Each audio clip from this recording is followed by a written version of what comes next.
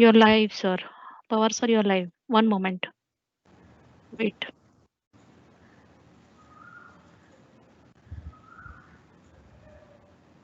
Okay. Hello, can you hear me? Hello, Sontiki sir. Yes, sir. You're audible, sir. Please go ahead. Nice start. Sir, it is started, sir. Start. Namaskar. Good evening to one and all. Respected Chairman of CDC and JCC Advocate Sri Neil Helekar and other CDC members, Sri Ajit Palekar, Chairman of NMITD and JSKB, all office bearers of Kirti College, in charge of self-finance courses, IQAC coordinator and members of IQAC committee, members of council cell, all heads of the departments, all the faculty members of junior and degree college, and dear students. Today's speaker, Sri Anandji Mapuskar sir, who is consultant for career guidance and counseling. I, Dr. D.V. Pawar, welcome you all for this online webinar on career opportunities in post-COVID-19 era. विद्यार्थी मित्रांनो, या लॉकडाऊनच्या पिरियडमध्ये आपल्याला कल्पना आहे की आपण दर रविवारी वेगवेगळ्या वक्त्यांना बोलवत असतो आणि आपल्याशी कनेक्टिव्हिटी राहावी, आपल्याशी जरी फिजिकली आपण महाविद्यालयामध्ये येत नसलो तरी या माध्यमातून आपण एकत्र राहावं यासाठी वेगवेगळ्या वक्त्यांना बोलून वेगळ्या विषयांवरती आपण मार्गदर्शन आयोजित केलेलं आहे. वीकली वेबिनार सिरीज सुरू करत असताना मला आनंद वाटतो की उमेद द रे ऑफ होप या शीर्षकाखाली ही ॲक्टिव्हिटी आपण सुरू केलेली आहे. आणि आधीचे जे 3 वेबिनार्स झाले त्यामध्ये 24 तारखेला डॉक्टर हरीश शेट्टी सरांना आपण बोलवलं होतं, 31 मेला श्री अतुलजी वजे सर, 7 मेला डॉक्टर नंदिनी देशमुख यांनी ध्येयनिश्चिती आणि ताणतणाव व्यवस्थापन या विषयावरती मार्गदर्शन केलं होतं. आज आपण श्री आनंदजी मापुसकर सरांना निमंत्रित केलेलं आहे. मित्रांनो, ही कोविड-19 जी समस्या आहे ती काय फक्त मुंबई, फक्त महाराष्ट्रात आहे तशातला भाग नाही आहे, तर पूर्ण जगभर ही समस्या पसरलेली आहे. आणि या समस्यामुळे बहुतेक देशांना खरोखरच अनेक प्रकारच्या समस्या निर्माण झालेल्या दिसून येतात. लॉकडाऊन व सक्तीच्या सोशल डिस्टन्सिंगमुळे लोकांना घरात राहणं भाग पडल्यामुळे आणि कामगारांच्या रिव्हर्स मायग्रेशनमुळे समस्त उद्योग व्यवसायसुद्धा ठप्प झालेले दिसून येतात.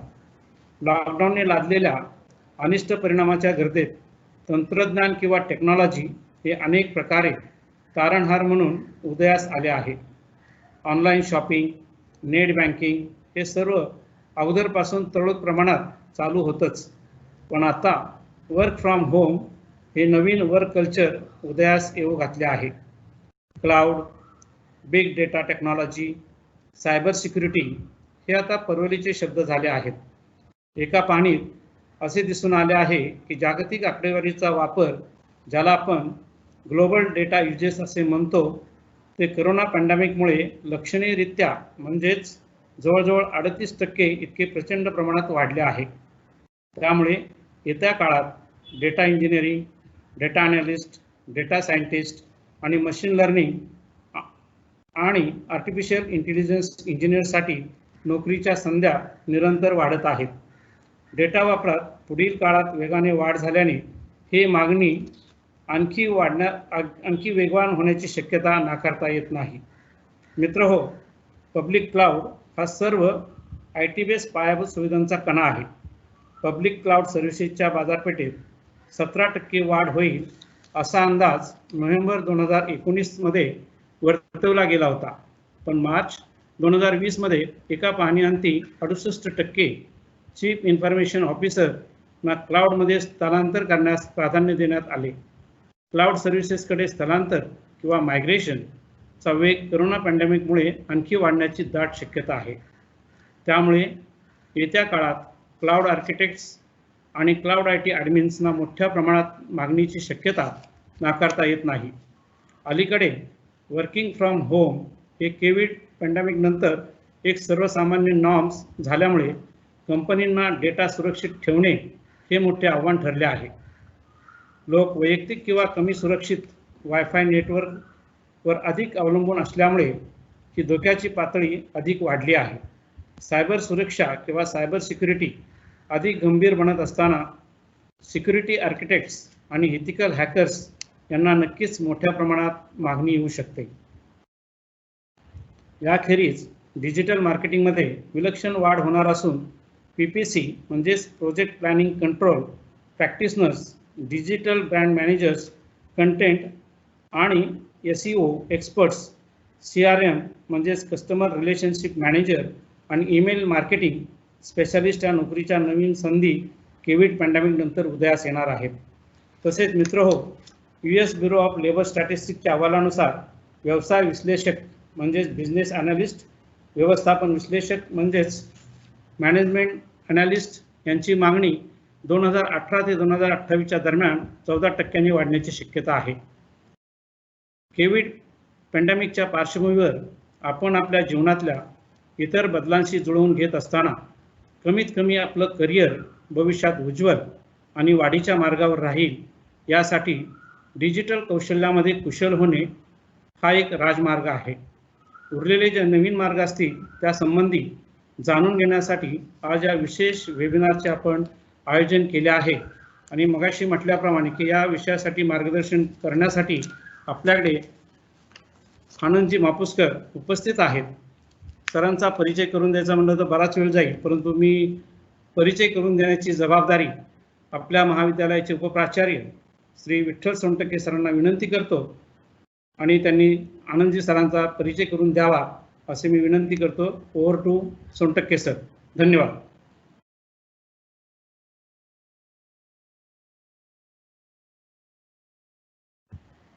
नमस्कार, मी प्राध्यापक विठ्ठल सोनटक्के. मला आनंद वाटतो की आजच्या या करिअर मार्गदर्शनासाठी आपल्याला लाभलेले मार्गदर्शक श्री आनंदजी मापुसकर हे करिअर मार्गदर्शक म्हणून फेमस आहेत आणि गेल्या 15 वर्षापासून ते करिअर मार्गदर्शनाचं काम करत आहेत. इसवी सन 2000 त्यांनी दैनिक लोकसत्ता तसेच साप्ताहिक चित्रलेखा मध्ये करिअर मार्गदर्शनाचे साप्ताहिक चित्र लिहिलेले आहेत. त्यानंतर सध्या महाराष्ट्र टाइम्स या दैनिकामध्ये करिअर विषयक लिखाण करण्याचं काम ते करत आहेत. याशिवाय त्यांनी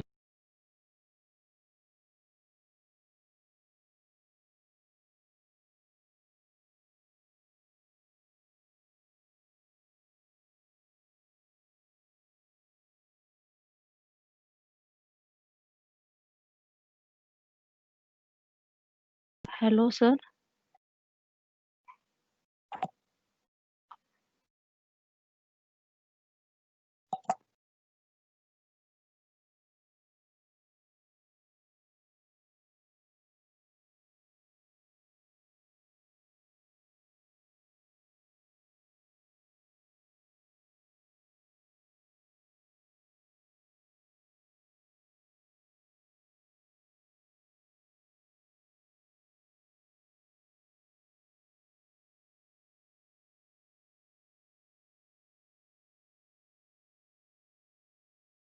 Sir, unmute yourself, please. Sir, you've muted yourself. Hello. Yeah, ready. You to go again. Yeah, please.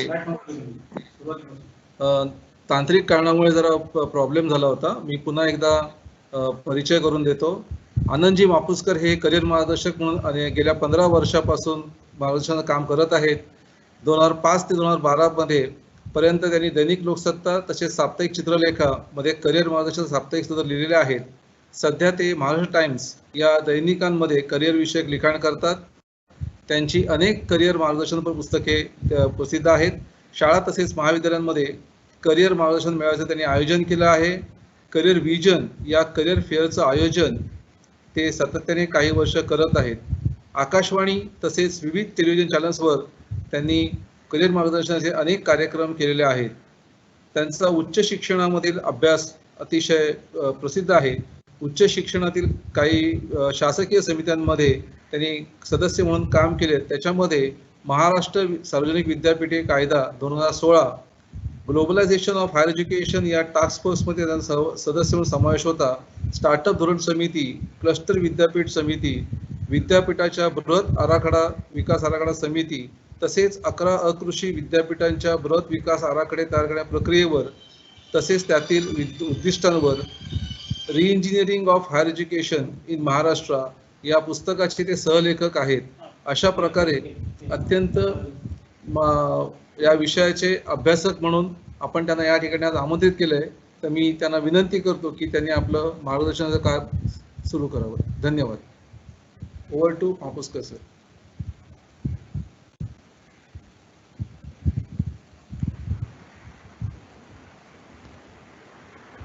नमस्कार.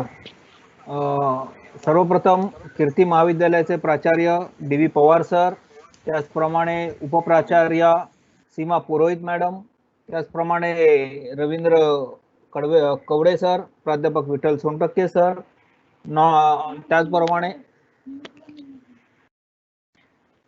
त्याचप्रमाणे सीमा सापळे मॅडम, तिच्या सेल्फ फायनान्स कोर्स चार्ज आहेत, तसेच मॅथ्यू सर IQACचे coordinator, doctor Smita Jadhav counselling सेलच्या प्रमुख आहेत. या सर्वांचं मी या ठिकाणी आभार व्यक्त करतो आणि यांचं अभिनंदन करतो की त्यांनी कोरोनासारख्या या पॅन्डेमिकमध्ये मला वाटतं की विद्यार्थ्यांना सातत्याने जोडून ठेवण्यासाठी म्हणून हा एक प्रकारचा उमेद रे ऑफ होप हा या कार्यक्रमाचं आयोजन केलेलं आहे. त्याबद्दल सर्व टीमचं मी आधी अभिनंदन करतो. विद्यार्थी मित्रांनो, काही पालकही मला वाटतं या ठिकाणी असतील, आपल्याशी बोलण्याची मला प्रामुख्याने मला वाटतं की कोरोना नंतर काय होणार, कसं नेमकं जग चालणार आहे या संदर्भातला मला वाटतं की अनेक जणांच्या मनामध्ये प्रश्न असतील.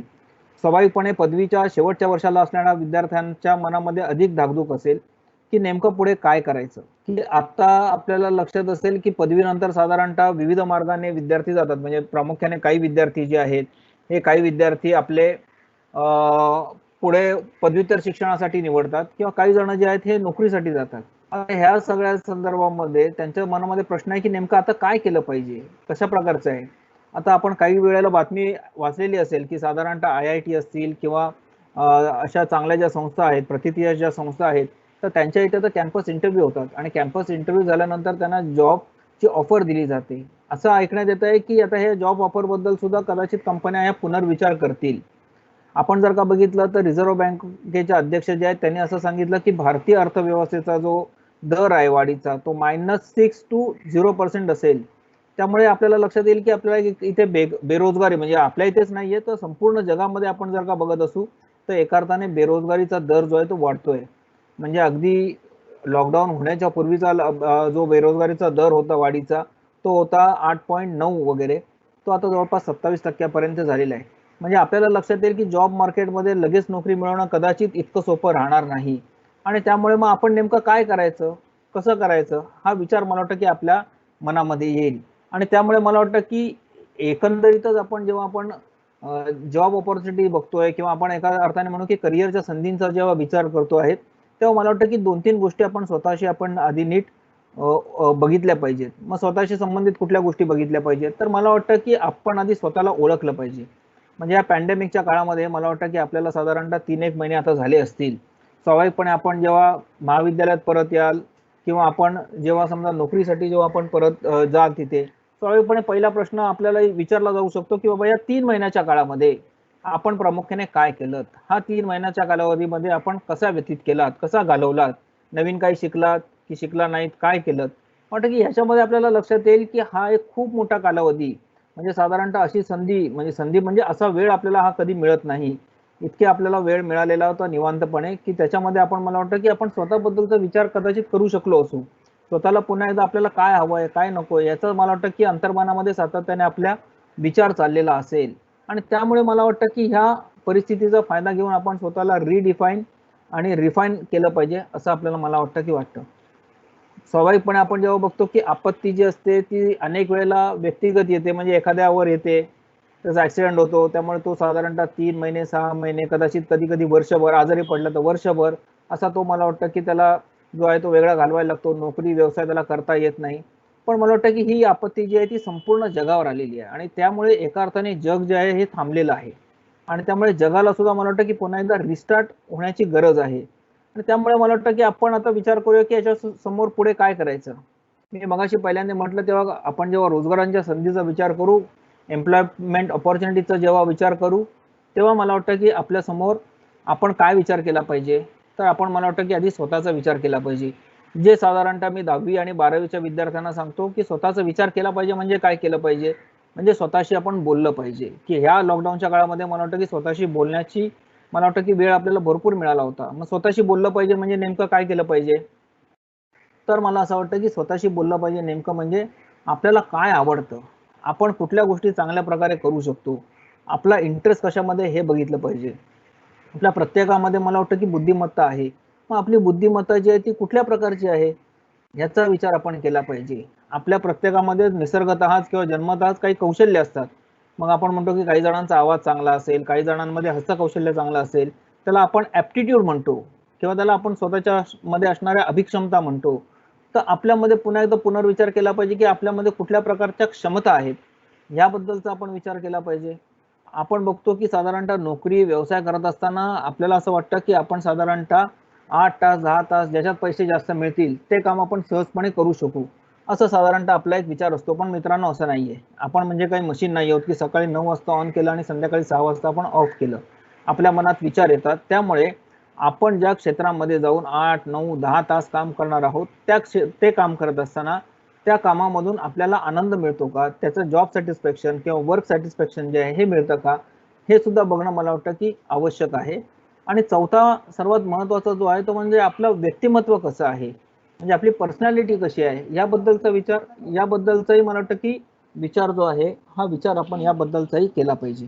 मग व्यक्तिमत्व म्हटल्यानंतर आपल्याला काय समोर येतं, तर व्यक्तिमत्व म्हटल्यानंतर कदाचित आपल्या सर्वांसमोर काय येतं, टीव्हीवरची ॲडव्हर्टाईज आपण बघतो आणि टीव्हीवरची ॲडव्हर्टाईज बघितल्यानंतर आपल्याला असं लक्षात येतं की आपले लुक्स, आपण कसे दिसतो, काय दिसतो, ह्यालाच महत्त्व आहे का नाही. आपण जगामध्ये जेव्हा विविध ज्यांनी आपण मला वाटतं की प्रतिभावान व्यक्ती बघतो, जे सक्सेसफुल आहेत, जे यशस्वी आहेत, अशा व्यक्ती बघतो. काय दिसायला सर्वजण सुंदर आहेत का, असं नाहीये, पण ते यशस्वी आहेत. म्हणजे मग लक्षात येतं की पर्सनॅलिटी म्हणजे केवळ आपण कसे दिसतो हे नसून आपण कसे आहोत, काय आहोत, हे मला वाटतं की अधिक बघणं हे जे आहे हे आपण आवश्यक आहे. त्यामुळे आपली पर्सनॅलिटी कशी आहे, आता स्वाभाविकपणे 2 प्रकारच्या आपण पर्सनॅलिटी साधारणतः बघतो. मग 2 प्रकारच्या पर्सनॅलिटी कुठल्या, एक असते ती इंट्रोवर्ट, दुसरी असते ती एक्स्ट्रोवर्ट, ढोबळ मानाने. आता इंट्रोवर्ट म्हणजे काय, तर इंट्रोवर्ट जे असतात ते साधारणतः फार कोणामध्ये मिसळत नाहीत, आपलं काम भलं आणि आपण भलं. म्हणजे एखाद्या विषयामध्ये त्यांची काम करण्याची तंद्री लागली की त्यानंतर ते काम तासनतास ते करत बसतात. मग त्यांना इकडे तिकडे काय चाललंय, दुसरीकडे काय चाललंय याचा त्यांना काही भान नसतं. अशा प्रकारे अंतर्मुख असणाऱ्या ज्या व्यक्ती असतात त्यांना आपण इंट्रोवर्ट म्हणतो, अशा व्यक्ती आहेत. मग आपल्याला वाटेल अरे यांच्यामध्ये कदाचित थोडंसं कम्युनिकेशन स्किल नसेल, आपण म्हणतो की अरे यांच्यामध्ये थोडंसं जरा लोकांमध्ये जाऊन मिसळणं, त्यांच्याशी बोलणं, मार्केटिंग हे नसेल, मग ही लोक पुढे कशी जातील, असा कदाचित आपल्या मनामध्ये प्रश्न निर्माण होईल. आणि दुसऱ्या प्रकारची जी व्यक्तिमत्व असणारी लोक आहेत ते एक्स्ट्रोवर्ट असतात. त्याच्यामध्ये म्हणजे बहिर्मुखी असतात, म्हणजे त्याच्यामध्ये त्यांना साधारणतः माणसांशी जाऊन गप्पा मारायला आवडतात, कन्व्हिन्स करायला आवडतं, खूप गप्पा मारायला आवडतात, अशी असणारी एक्स्ट्रोवर्ट माणसं. मग आपल्या लक्षात येईल की याच्यामध्ये पुढे कोण जाईल, तर आपला कदाचित असा गैरसमज होईल की फक्त जो एक्स्ट्रोवर्ट माणूस आहे तोच पुढे जाईल कारण तो बोलतोय, चांगलं कम्युनिकेशन स्किल आहे, जाऊन लोकांना कन्व्हिन्स करू शकतोय. असं नाही मित्रांनो. तर काही व्यवसायांमध्ये किंवा काही जॉब्समध्ये आपल्याला लक्षात येईल की इंट्रोवर्ट माणसांची आवश्यकता असते. मग कदाचित चांगले लेखक असतील तर लिहिण्यासाठी म्हणून एखाद्या त्यांना कथा किंवा कादंबरी किंवा पुस्तक, तर त्यांना तासनतास एका जागी बसायला लागेल. एखादा कलाकार असेल तर त्याला तासनतास बैठक मांडून त्या ठिकाणी आपली कला जी आहे, मग चित्रकला असेल, शिल्पकला असेल, त्याच्यामध्ये मला वाटतं की त्याला वेळ जो आहे हा व्यतीत करायला लागेल. आणि त्यामुळे मला वाटतं की किंवा आपण बिझनेस ॲनालिस्टचा जर का विचार केला तर तासनतास त्या डेटा जो आहे त्या डेटामधली माहिती शोधणं, त्याच्यातून काही अर्थ काढणं, असं ॲनालिस्टचं काम जे आहे तासनतास एकाच जागी बसून कॉम्प्युटरवर बसून त्याला आकडेवारीतून काहीतरी अर्थ काढायला लागेल, अशा प्रकारचं असेल. त्यामुळे काही काही व्यवसायांची किंवा काही काही नोकरींची आवश्यकता अशी असते की एकाच जागी बसून तुम्हाला काम करायचं आहे. सायंटिस्ट असतील, कदाचित त्यांना प्रयोगशाळेमध्ये बसून तासनतास काम करायचं असेल, तर त्यामुळे त्या ठिकाणी तशा प्रकारे बसण्याची ज्यांची आवड आहे किंवा त्यांना ते असं बसू शकतात तासनतास, असे इंट्रोवर्ट माणसं मला वाटतं की या ठिकाणी पुढे जाऊ शकतात.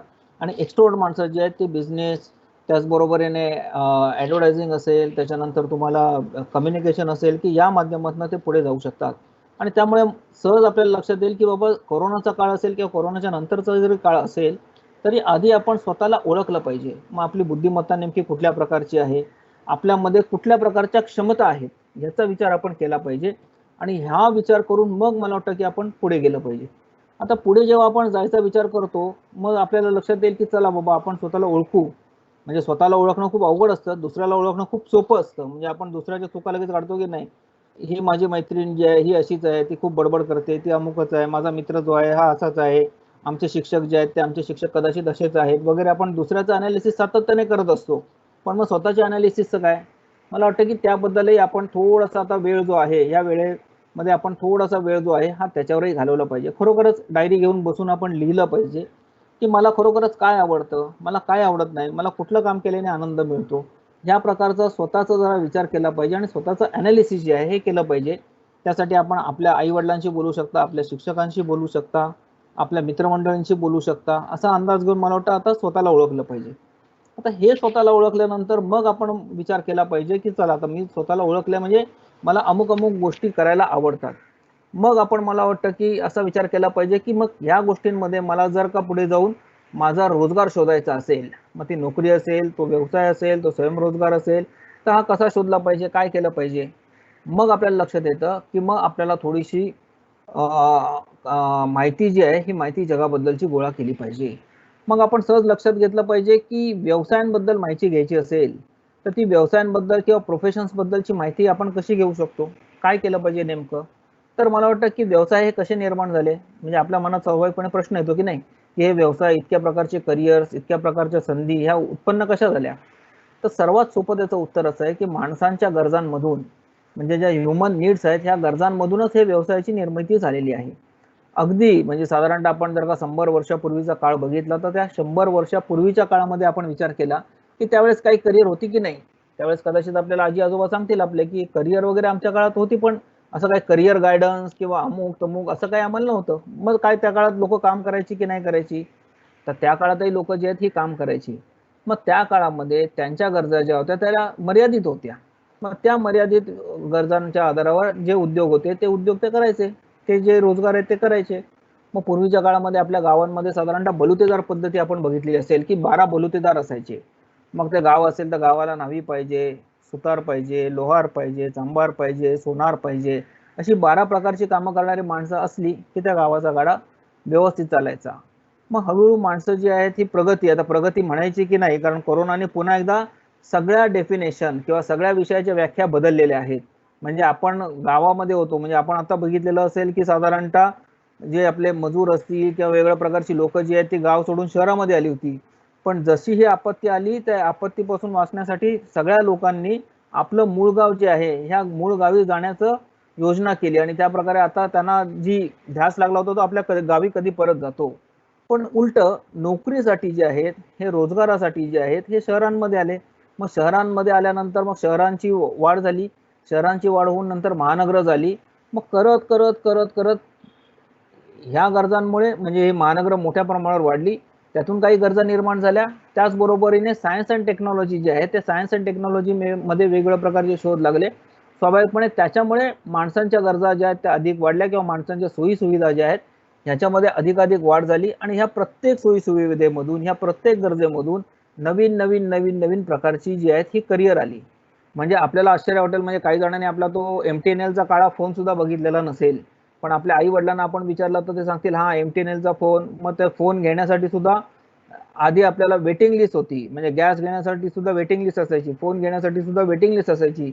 अनेक वेळेला तिथे मग आमदारांकडे किंवा खासदारांकडे जाऊन त्यांना कुपन्स मिळायची, मग ते कुपन्स घ्यायला लागायची. फोन जो आहे हा फोन तो लोकल लागायचा, म्हणजे एका शहरातून, म्हणजे समजा जर का मी नगर शहरामध्ये आहे आणि नगरमधून मला राहुरीमध्ये फोन करायचा आहे, खूप वर्षांपूर्वीचं नाही, 25 वर्षापूर्वीचं सांगतो मी, तर आपल्याला ट्रंक कॉल बुक करायला लागायचा.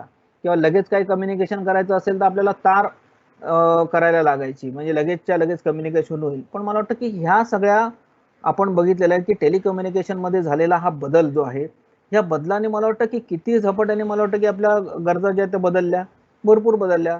म्हणजे ह्या सगळ्यामध्ये आपण बघत असतो की टेलिफोन, मग टेलिफोनचं उदाहरण जर का आपण घेतलं तर त्याच्यानंतर मधल्या 1-2 वर्षाच्या कालावधीसाठी पेजर आला होता. पेजर सुद्धा त्यामध्ये खूप चालला. पेजर म्हणजे काय होता की त्याच्यामध्ये फक्त मेसेजेस जे आहेत ते मेसेजेस जायचे आणि त्या मेसेजेस गेल्यानंतर ज्याच्याकडे पेजर आहे तो माणूस कुठेतरी लगेच फोन बघायचा आणि ज्या ठिकाणून फोन आलेला आहे त्या ठिकाणी परत तो कॉल करायचा. म्हणजे पेजर फार काळ राहिला नाही, त्याच्यानंतर मग आले सेल्युलर फोन. मग पहिल्या पिढीतले जे सेल्युलर फोन होते ते फक्त SMS, म्हणजे SMS सुद्धा खूप कमी होता, पण त्यावेळेस प्रामुख्याने कॉलिंगसाठी तो केला जायचा आणि इन्कमिंग कॉलचे सुद्धा त्या काळामध्ये पैसे असायचे. मला वाटतं की असं करत करत करत करत करत आज आपण स्मार्टफोन पर्यंत आलेलो आहोत. आणि मग या स्मार्टफोनमध्ये केवळ फोनसाठी नाही, तर मग त्याच्यानंतर आपण बघितले की त्याच्यामध्ये वेगवेगळ्या प्रकारचे ॲप्लिकेशन्स आलेले आहेत. मग ॲप्लिकेशन्सच्या बरोबरीने आपण म्हणतो कम्युनिकेशन बरोबर आपण एंटरटेनमेंट आहे, मग व्यवसाय आहे. अशा सगळ्या विषयांसाठी मला वाटतं की अशा सगळ्या विषयांसाठी आपण एका अर्थाने मोबाईल जो आहे या मोबाईलचा वापर आपण करत आहोत. त्यामुळे मुझे लगता है कि इस तरह से अलग अलग क्षेत्र जो है वो अलग अलग क्षेत्रों में अलग अलग उपलब्धियां जो है वो उपलब्धियां because of science end technology की वजह से बढ़ती गई, और मुझे लगता है कि इसमें से हमें हजारों करियर की जो एवेन्यूज है, अपॉर्चुनिटीज है, वो हमारे सामने आई। अभी हमें ये देखना है कि भाई चलो हमने तो ग्रेजुएशन में एडमिशन ले लिया है, तो मुझे लगता है कि सबसे पहले मुझे लगता है कि सवाल हमें पूछना चाहिए कि क्या मैंने जो कोर्स लिया है या मैंने जिस प्रोग्राम में एडमिशन लिया है, क्या वो मुझे सही मात्रा में करना था या मुझे रुचि है उसमें। ये मुझे लगता है कि सबसे पहले हमें प्रामाणिकता से हमें पूछना चाहिए। क्या ये कोर्स करने के बाद मुझे लगता है कि मुझे जॉब अपॉर्चुनिटी मिलेगी।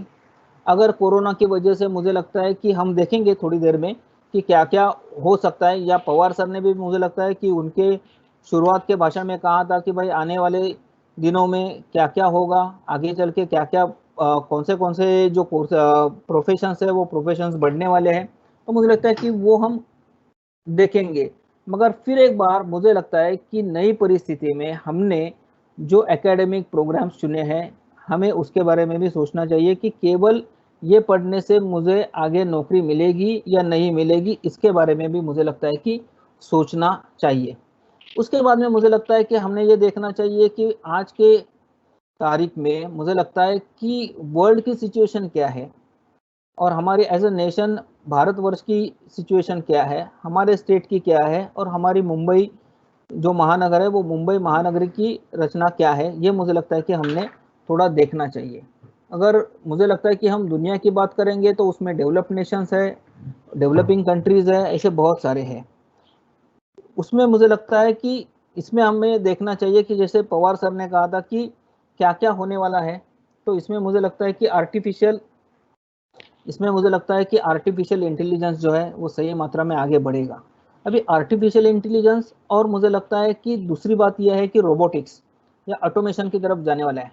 बीच में अगर कुछ हम पर्सपेक्टिव प्लान के ऊपर यूनिवर्सिटीज़ के काम कर रहे थे तो बहुत सारे लोगों से मिलना हुआ था, तो उन्होंने कहा था कि use of robotics in industry जो है वो काफ़ी मात्रा में बढ़ गया था।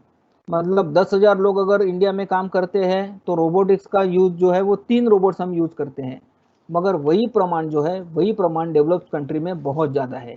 अगर हम चाइना की बात करेंगे तो 10,000 में मुझे लगता है कि 74 जो है वो रोबोट्स वहाँ पे काम करते हैं।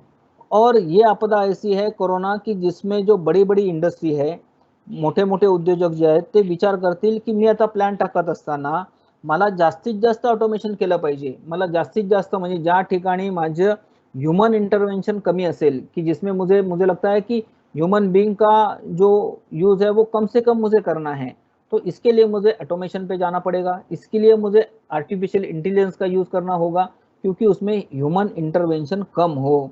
तो इसलिए मुझे लगता है कि आने वाले दिनों में आर्टिफिशियल इंटेलिजेंस और ऑटोमेशन, मशीन लर्निंग, ये जो है इसमें बहुत ज़्यादा मात्रा में अपॉर्चुनिटीज है लर्निंग की, और उसमें जॉब्स की अपॉर्चुनिटीज बढ़ेगी। मगर इसका एक काउंटर इफेक्ट क्या होगा, तो इसमें एक काउंटर इफेक्ट ये होगा कि जो मशीन लर्निंग या जो रोबोट्स काम करने वाले हैं, ऐसे लो एंडिंग जॉब जो है वो लो एंड के जॉब या लो स्किल के जॉब हम कह सकते हैं कि जिसमें बहुत कम स्किल लगता था, ऐसे जॉब जो है वो जॉब धीरे धीरे कम होते जाएंगे। इसका मतलब है कि ऐसे जो लो स्किल जॉब है वो लोग जो है वो अनएम्प्लॉयड होंगे या वो बाहेर जाएंगे। मला वाटतं की मराठीत आपल्याला माहिती असेल की आपण आता पितळेच्या भांड्याला कलई लावणारे जे आहेत, म्हणजे असं आपोआप त्या त्या पिढीमध्ये हे व्यवसाय जे आहेत हे व्यवसाय बदलत गेले आहेत। पाट्याला धार लावणारे जे आहेत ते निघून गेलेले आहेत. म्हणजे अशी प्रोफेशन्स जी आहेत ती बदलत चाललेली आहेत. त्यामुळे लो एंडचे जे जॉब आहेत, ज्याच्यामध्ये खूप कमी प्रकारचं स्किल लागतात, ते जे आहेत ते निघून जातील. आता आपण बघतोय की ऑनलाईन आपण सगळ्या गोष्टी करण्याचा प्रयत्न करतोय. त्यामुळे आज आपण असं आहोत की बाध्य आहोत की बाय कंपल्शन आहे की आपल्याला ऑनलाईनच जायला लागेल. आता ऑनलाईन जायला लागेल म्हणजे काय, हळूहळू त्या गोष्टी आपल्याला शिकायला लागतील.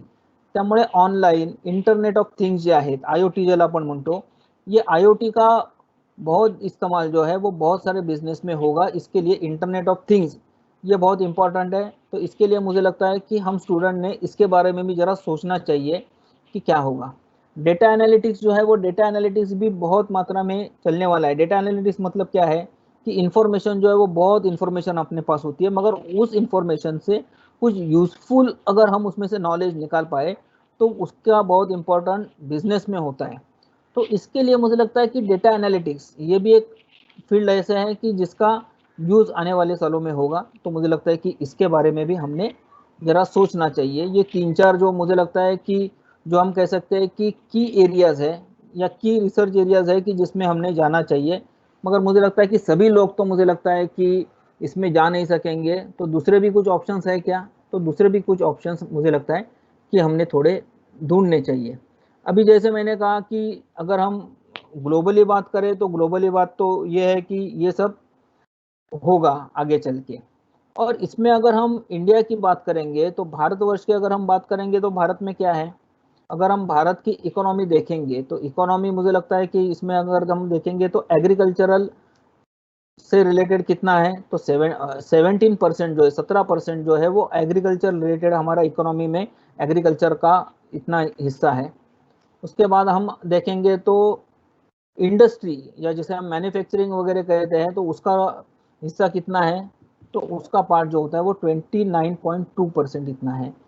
और जो सर्विसेज सेक्टर है, सेवा देने वाले क्षेत्र है, वो सर्विसेज सेक्टर का उसमें से हिस्सा जो है वो है 53%. अभी इसमें जो इकोनॉमिस्ट है वो ये कहते हैं कि भाई हम एग्रीकल्चर मतलब डेव्हलप कंट्रीज जो आहे वो एग्रीकल्चर मतलब शेतीवर आधारित कामं करत करत करत ते पुढे इंडस्ट्रीकडे गेले. इंडस्ट्री त्यांची पूर्णपणे ग्रो झाली की त्याच्यानंतर ते सर्व्हिस सेक्टरमध्ये गेले. पण भारत हा असा देश आहे की जो मॅन्युफॅक्चरिंगकडे जास्त गेला नाही आणि डायरेक्टली जी ग्रोथ आहे ही सर्व्हिस सेक्टरकडे झाली. आणि त्यांचं म्हणणं असं आहे की इकॉनॉमिस्टचं म्हणणंही असं आहे की जोपर्यंत आपण मॅन्युफॅक्चरिंगमध्ये किंवा इंडस्ट्रीमध्ये जास्त प्रोडक्शन करू शकत नाही, तिथून एक्सपोर्ट करू शकत नाही, तोपर्यंत खऱ्या अर्थाने इकॉनॉमी आपली ग्रो होणार नाही. हा एक विचार त्याच्यामधला आहे. पण आताची परिस्थिती अशी आहे की सर्व्हिस इंडस्ट्री खूप मोठ्या प्रमाणात आपल्याकडे आहे. हा आपल्याला विचार करण्यासारखा आहे. आता सेक्टर वाईज विचार केला तर आपल्याला ऑर्गनाइज सेक्टर आणि अनऑर्गनाइज सेक्टर. आता ऑर्गनाइज सेक्टरमध्ये काम करणाऱ्यांची संख्या कमी आहे. म्हणजे आपण जर का विचार केला तर 20% इकॉनॉमी जी आहे ती अनऑर्गनाइज सेक्टरमध्ये आहे. पण त्या 20% इकॉनॉमीमध्ये म्हणजे त्या 20% अनऑर्गनाइज सेक्टरमध्ये काम करणाऱ्यांची संख्या जी आहे ती 80% आहे. म्हणजे त्या 20% सेक्टरमध्ये आपल्या ते स्मॉल स्केल इंडस्ट्रीज असतील, छोटे उद्योग असतील, त्यामध्ये काम करणाऱ्यांची संख्या जी आहे ती 80% आहे.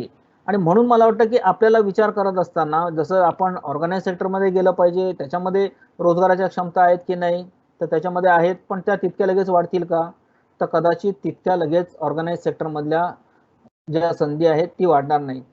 आता या लॉकडाऊनमुळे आपल्याला एक लक्षात आलं असेल, म्हणजे आपल्याला लक्षात काय आलं की गेले साधारणतः महिनाभर आपण जर का टेलिव्हिजन बघत असू तर या टेलीविजनवर आपण बघत असू कि जे देहाती मजदूर आहेत, जो दिहाड़ी मजदूर होते हैं, तो वो मजदूर जो है वो अपने गांव की तरफ जा रहा है. कोई उत्तर प्रदेश में जा रहा है, कोई पश्चिम बंगाल में जा रहा है, कोई उड़ीसा में जा रहा है, कोई बिहार में जा रहा है.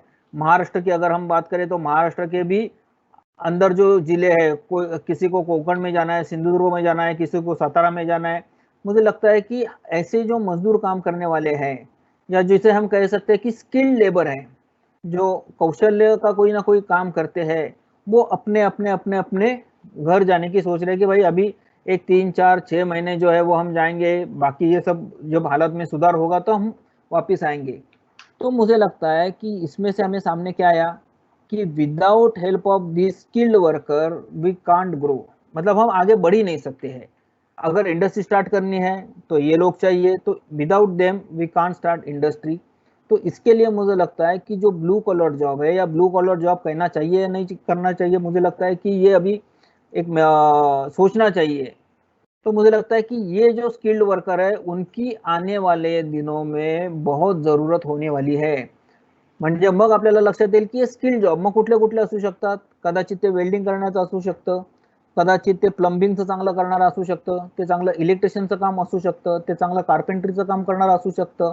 आपला एक समज साधारणतः असा आहे की हे स्किल जॉब आहेत, म्हणजे आपल्या हाताने, म्हणजे एक दुर्दैवाने आपल्या भारतामध्ये काय झालेलं आहे की साधारणतः आपण बघितलं की श्रमाची प्रतिष्ठा जी आहे ही श्रमाची प्रतिष्ठा शिकल्यामुळे कमी होते, किंवा आपल्याला असं वाटतं की आता मी ग्रॅज्युएशन केलेलं आहे, मी पोस्ट ग्रॅज्युएशन केलेलं आहे, मग कदाचित ग्रामीण भागामध्ये आपण गेलो तर आपल्याला असं वाटतं मी शेतीत कशाला करायची, मातीत हात का घालायचा, मी हात माझे अस्वच्छ का करायचे, अशा प्रकारचा विचार येतो. त्यामुळे हाताने काम करणं ह्याला थोडंसं आपण कमीपणाचं म्हणतो आणि ऑफिसमध्ये जाऊन एसी मध्ये बसून आपण काम करतो, म्हणजे आपण काहीतरी खूप मोठं काम करतो असा आपला समज झालेला आहे. पण मला वाटतं की मित्रांनो, जगामध्ये अशी परिस्थिती नाहीये. अगर हम वर्ल्ड वाइड देखेंगे तो ऐसे नहीं है, वहाँ पे इक्वलिटी है, वहाँ पे स्किल्ड काम करने वाले और ऑफिस में काम करने वाले, उनके सैलरी में ज़्यादा फर्क नहीं होता है। और मुझे लगता है कि because of this pandemic situation हमारे इसमें भी मुझे लगता है कि जो स्किल्ड वर्कर है they will earn more money.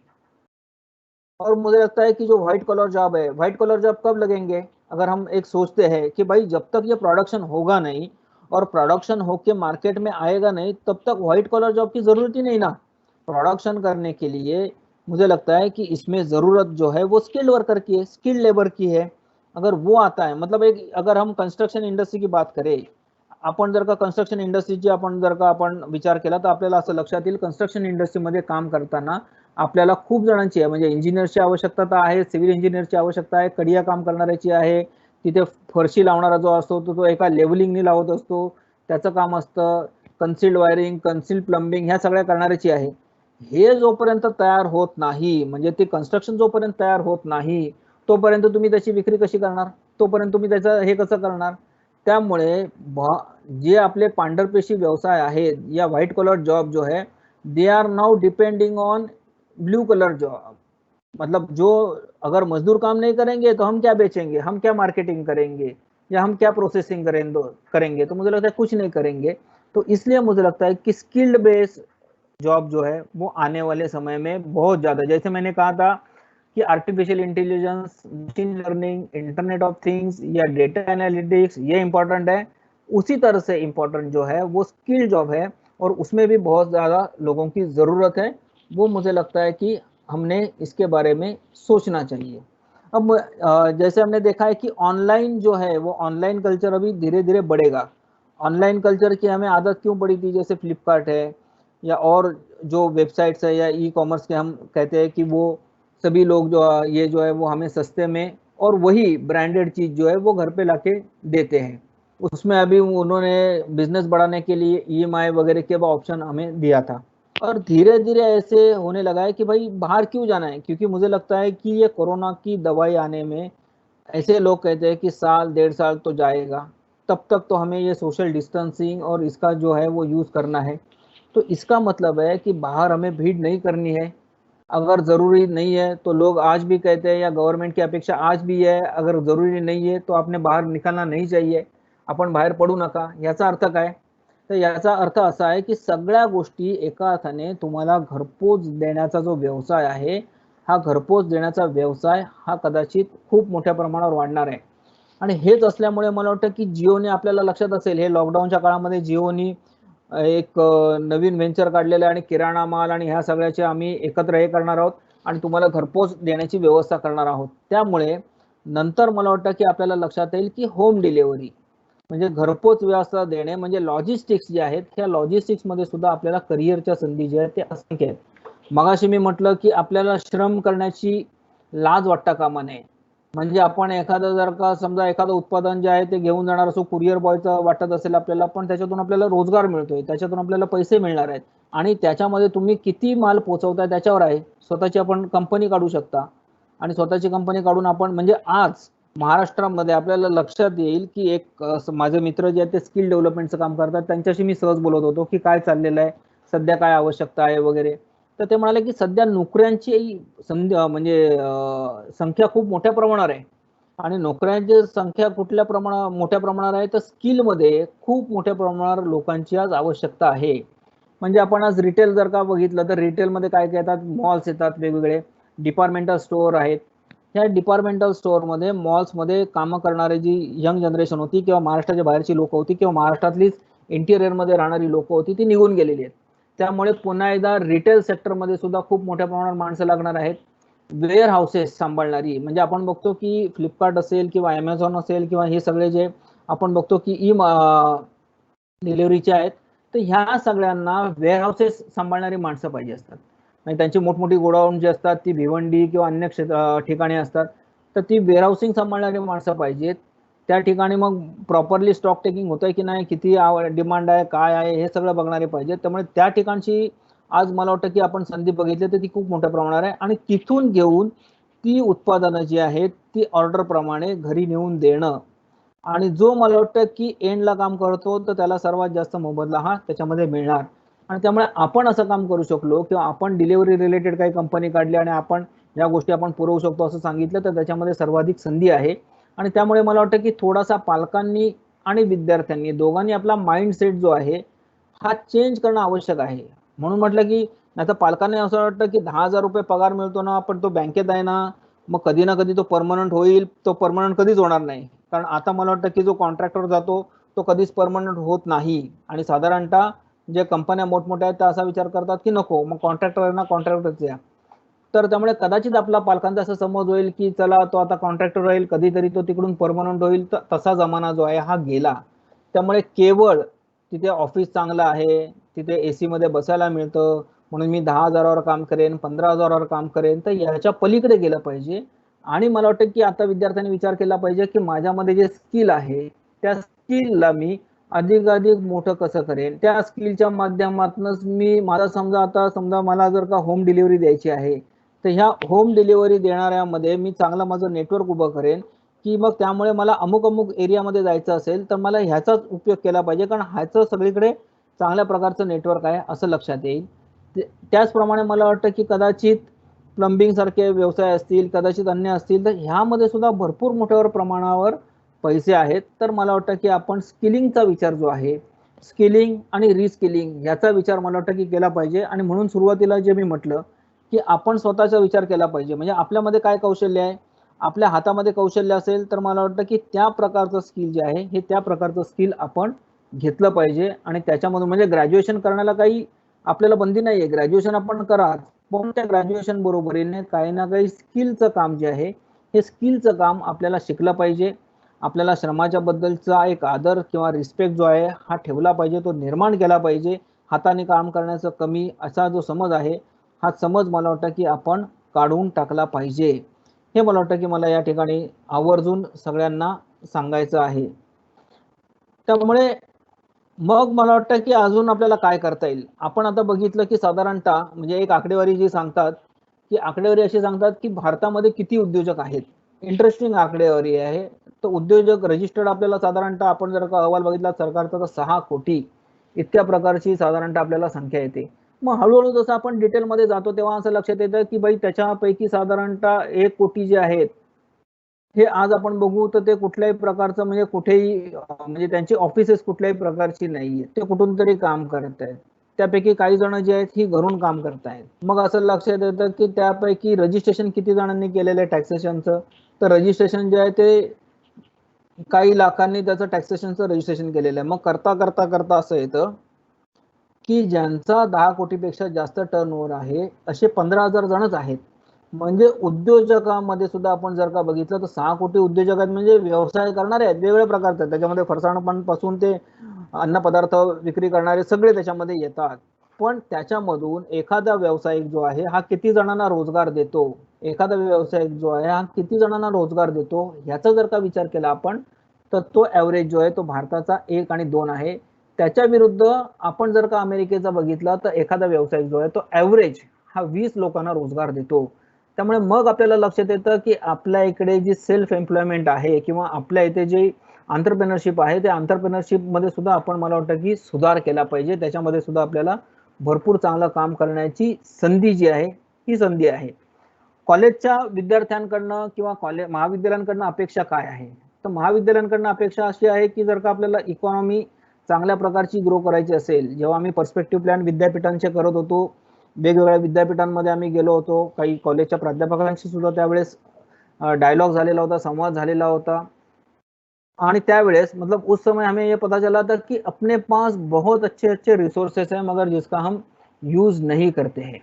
अभी एक अगर हम बात करेंगे मतलब इकोनॉमी कैसे ग्रो होती है, स्वच्छ भारत अभियान, ये स्वच्छ भारत अभियान हमें पता है, तो स्वच्छ भारत अभियान का हमने कभी इकोनॉमिक एंगल से मुझे लगता है कि कभी हमने थिंकिंग किया था? तो हमने नहीं किया था। स्वच्छ भारत अभियान में 5 करोड़ टॉयलेट्स बनाने थे, नए टॉयलेट ब्लॉक्स। तो क्या हमारी कोई कॉलेज, कोई यूनिवर्सिटी या कोई फैकल्टी जिसमें एक ऐसे कोर्स कुछ डेवलप कर पाए कि जिसमें हम कहते हैं कि थोड़ा उसको सिविल इंजीनियरिंग, थोड़ा उसको मटेरियल हैंडलिंग वगैरह हम अगर सिखाते थे तो मुझे लगता है कि ये बहुत आसान था। मतलब 5 करोड़ टॉयलेट्स बनाना, ये मुझे लगता है कि ये बहुत बड़ी उपलब्धि है। तो इसको भी हमने गवा दिया एक तरह से। और मुझे लगता है कि आने वाले दिनों में ऐसी बहुत सारी उपलब्धियां होंगी। अभी कोरोना है, तो कोरोना से हमें क्या अपॉर्च्युनिटी मिल सकती है? अगर ॲज अ कॉलेज स्टुडंट हम सोच सकते हैं, महाविद्यालयातले विद्यार्थी म्हणून आपण जर का विचार केला तर आपल्याला काय काय संधी आहे? तर मला वाटतं की आपण आता बघाल तर मास्क घालणं हे कंपल्सरी आहे। म्हणजे साधारणतः लस येईपर्यंत आपल्याला वैक्सीनेशन जब तक नहीं आता है तब तक मास्क पहनना ये जरूरी है। और मास्क जो है वो मास्क ऐसे कहा है कि भाई मास्क आपने पहनना चाहिए, सबने N95 वगैरह ये मास्क पहनना जरूरी है कि नहीं है? N95 नहीं है जरूरी, सर्जिकल मास्क जरूरी नहीं है, तो मुंह ढकना चाहिए। इसका मतलब है कि मास्क मतलब जो टेक्सटाइल इंडस्ट्री है वो टेक्सटाइल चलाने वाले हैं, तो उन्होंने बहुत अच्छी मात्रा में मुझे लगता है कि अगर मास्क बनाने के जाएंगे तो बहुत रिक्वायरमेंट है, करोड़ों में मास्क की रिक्वायरमेंट है। वो हम कर सकते हैं क्या? दादर में अगर हम देखेंगे तो राणे करके जो एक है, राणे ये पैठनी वाले, तो राणे पैठनी ने निकाला है कि 100 या 150 रुपए में उसने पैठनी का मास्क बनाना। मतलब ये किसी ने सोचा भी नहीं था कि ये भी एक संधि हो सकती है, ये कोई छोटी नहीं होती है। और आपका टर्नओवर जो है वो टर्नओवर के ऊपर डिपेंड होता है, आप कम है मतलब छोटा है या बड़े हैं।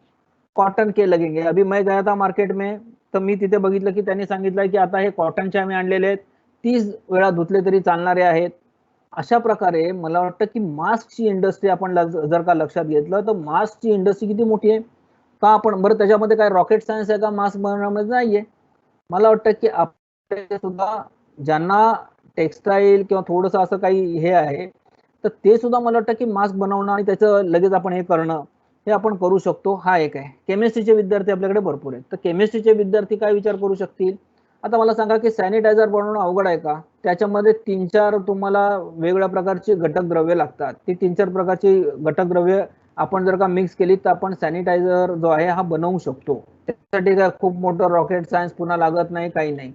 त्यामुळे आता बल्क स्वरूपात म्हणजे आपण विचार करा की जर का आपण कीर्ती महाविद्यालय सुरू केलं आणि कीर्ती महाविद्यालयामध्ये आपण असं लक्षात आलं की रोज किती लागेल आपल्याला सॅनिटायझर, हाऊसिंग सोसायटीज आहेत त्याच्यामध्ये किती लागेल, ऑफिसेस जर का विचार केला त्याच्यामध्ये किती लागेल, तर हा विचार केला तर मला वाटतं की सॅनिटायझर तयार करणं। त्याचबरोबरीने आपण बघतोय की जे कोविड पॉझिटिव्ह पेशंट आहेत त्यांना ट्रीट करणारे किंवा तिथे जवळ जाणारे यांना पीपी किटची गरज आहे। तर आता या पीपी किटचं सुद्धा प्रोडक्शन जे आहे ते सुद्धा आपल्याला करता येऊ शकतं, त्याच्यामध्ये सुद्धा आहे। वाटतं की अशा प्रकारे जर का आपण विचार केला तर भरपूर आहे।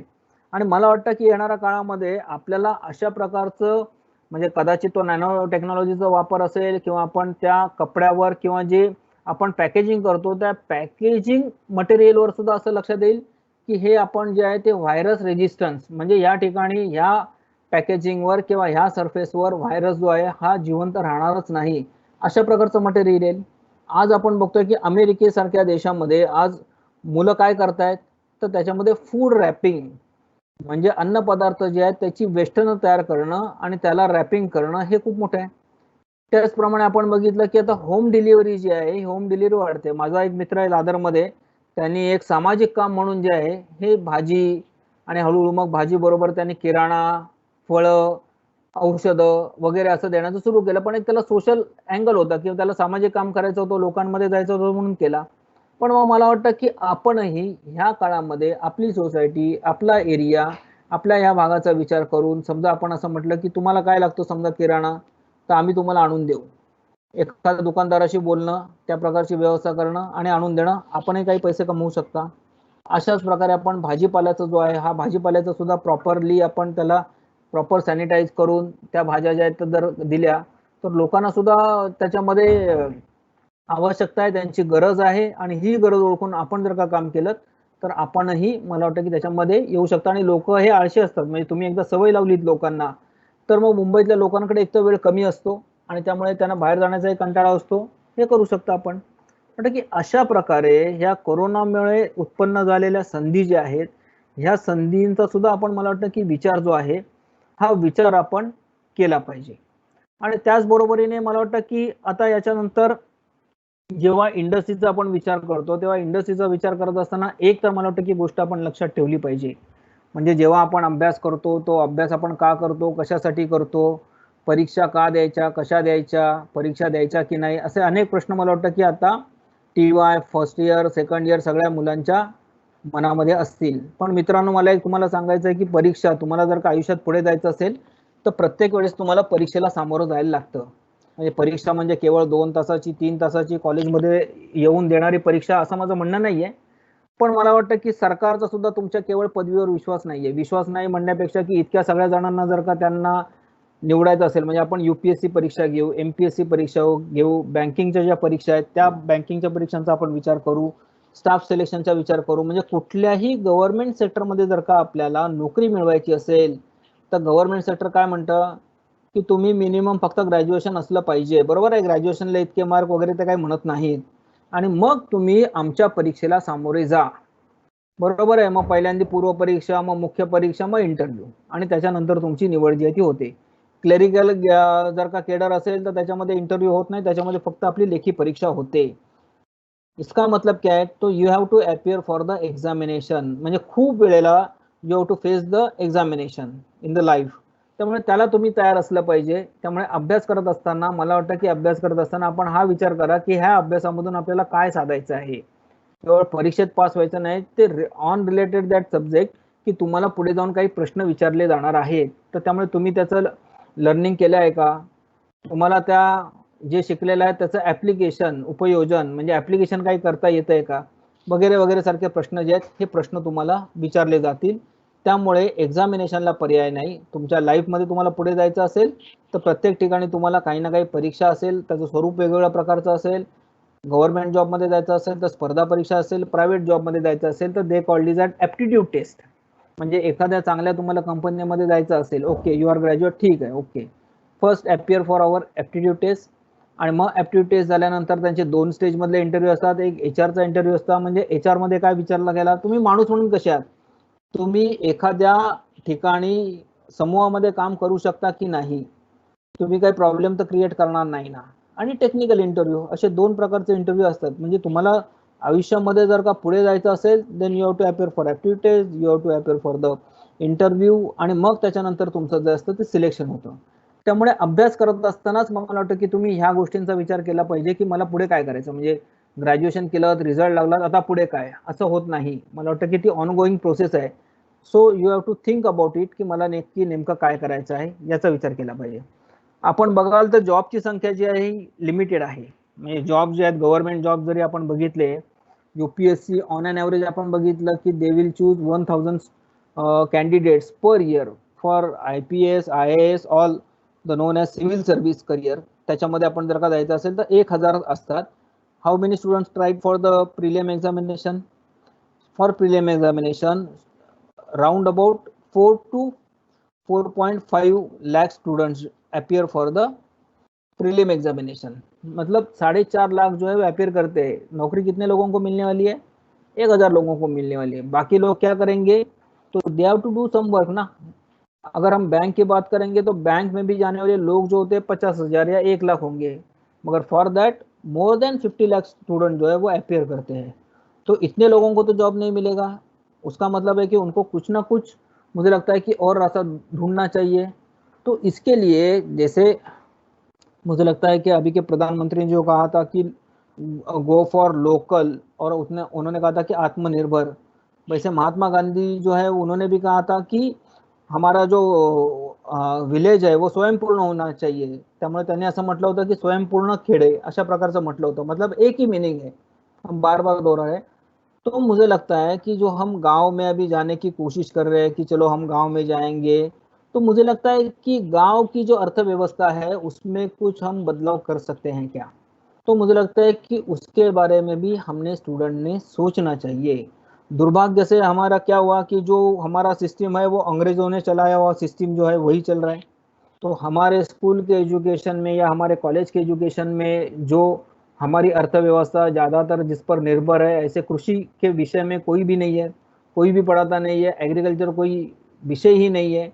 तो इसके लिए मुझे लगता है कि हमारी शिक्षा हमें जो हमारी रोजमर्राची जिंदगी आहे उससे अलग करती है, म्हणजे शेतीपासून किंवा त्याचा विचार करायचा नाही आणि आपण वेगळंच काहीतरी शिकत बसतो आणि मग त्याच्यापासून वेगळं केल्यामुळे आपण गडबड होते। मला असं वाटतं की आपण विद्यार्थ्यांनी मिळून असा काही विचार करता येईल का, की ज्याच्यामध्ये मला वाटतं की आपण शेती, आता आपण अनेक वेळेला बातम्या बघितल्या असतील, तर मी पण बातम्या बघितल्या, त्या बातम्यांमध्ये काय दाखवलं होतं की कोरोनामुळे शेतावर लोकांनी नांगर फिरवला, म्हणजे द्राक्ष आलेली होती पण ते द्राक्ष काढायला कोणी मजूर नाही, त्यामुळे आम्ही काय केलं, द्राक्ष जे आहेत ते द्राक्षाचे सगळे वेल जे आहेत ते तोडून टाकले। आमच्या शेतामध्ये इतक्या मोठ्या प्रमाणावर वांग्याचं उत्पादन झालेलं होतं, पण ते कोण घ्यायला नाहीये, काढायला कोणी नाहीये, आम्ही शहरापर्यंत कसं पोहोचवायचं आम्हाला माहिती नाही, त्याच्यावर नांगर फिरवला। टोमॅटोचं उत्पादन भरपूर झालं पण टोमॅटो विकायचे कसे, तिथे घेऊन जायचा खर्च पडत नाही, टोमॅटोवरून नांगर फिरवला। मला वाटतं की एकीकडे आपण जर का विचार केला, एक ग्रॅज्युएट म्हणून, एक आपण या देशाचे एक तरुण विद्यार्थी म्हणून विचार केला आणि आपण असं म्हटलं की बाबा हे का होतंय, म्हणजे एकीकडे आपण म्हणतोय की आपल्याकडे खायला अन्न नाहीये किंवा त्याच्यामध्ये नाही, आणि दुसरीकडे आपण म्हणतो की शेतामधला असलेला जो माल जो आहे हा काढण्याची पण यंत्रणा नाहीये, म्हणजे हे दुर्दैव नाही का आपलं। म्हणजे आपल्याला अशा प्रकारे काही टेक्नॉलॉजी, म्हणजे आपण अनेक वेळेला जे म्हणतो की आपल्याकडे इनोव्हेशन असलं पाहिजे, त्यानंतर आपल्याकडे एंटरप्रेनरशिप असली पाहिजे, म्हणजे काय फक्त शहर आणि शहरावर आधारित उद्योगांमध्येच आपण एंटरप्रेनरशिप करायची का। मला वाटतं की थोडासा वेगळा विचार करायला पाहिजे, म्हणजे आपण जी आपली रुरल, म्हणजे आता जे सर्वात मोठं मायग्रेशन, म्हणजे आपण हे मायग्रेशन जे आहे आपण अभ्यास केला, तर आज आपण मायग्रेशन जे आहे ते शिक्षणापासून सुरुवात करतो, म्हणजे शिक्षणासाठी आपण जो ते आपलं गाव सोडतो, गावातून म्हणजे शाळेत असताना कदाचित जिल्ह्यात येतो, उच्च शिक्षणामध्ये जेव्हा येतो तेव्हा आम्ही अभ्यास केलाय तो जिल्ह्यातून पुन्हा एकदा कुठे जातो, तो मोठ्या महानगरांमध्ये येतो, मग महानगरांमध्ये तो आला की महानगरांमध्ये तिथे शिकत राहतो आणि मग तशाच प्रकारच्या रोजगार घेऊन कुठेतरी अजून नोकरीसाठी जातो। मला असं वाटतं की ग्रामीण भागामध्ये आपण जर का गेलो आणि आपल्याला खायला अन्न नसेल, तर आपण काही मोबाईल सारखं स्वतःला चार्ज करू शकणार नाही किंवा कॉम्प्युटर सारखं स्वतःला चार्ज करू शकणार नाही, आपल्याला खायला अन्न तर लागणारच आहे। तर त्यामुळे मला असं वाटतं की काही तरुणांनी एकत्र येऊन, ज्यांची शेती आहे किंवा शेतीवर आधारित काहीतरी त्यांना करण्याची इच्छा आहे, तर यांनी फूड प्रोसेसिंगचा विचार केला तर, म्हणजे जळगावला साधारणतः डिसेंबर महिन्यामध्ये ती भरताची वांगी, म्हणजे जैसे अपन भरित मतलब बैंगन का भरता जो हम करते हैं, तो उसके जो बैंगन जो होते हैं वो बहुत अच्छी मात्रा में आते हैं और उसकी टेस्ट एक अलग होती है, दिसंबर या जनवरी महीने में वो मिलते हैं। अभी मुझे लगता है कि अगर हम कोकण में बात करेंगे, कोकण की बात करेंगे, तो जैकफ्रूट वहाँ का बहुत फेमस है, फणस जो आहे तो खूप फेमस आहे, बरोबर। आता फणसाची भाजी, तर एक दोन उद्योजकांनीच मला वाटतं असं केलंय की फणस कापून त्याला थोडंसं प्रोसेसिंग करून त्याला टीन मध्ये पॅक केलेलं आहे, म्हणजे वर्षभरामध्ये कधी तुम्हाला फणसाची भाजी जी ती मिळू शकते। इसमें हम ज़्यादा क्यों आगे नहीं बढ़ते हैं, जैसे कि जैकफ्रूट की भाजी है उसको टीन पैक करें, हम प्रिजर्वेशन करें, उसमें उसमें क्या इतनी बड़ी टेक्नोलॉजी लगती है, ज़्यादा टेक्नोलॉजी नहीं लगती।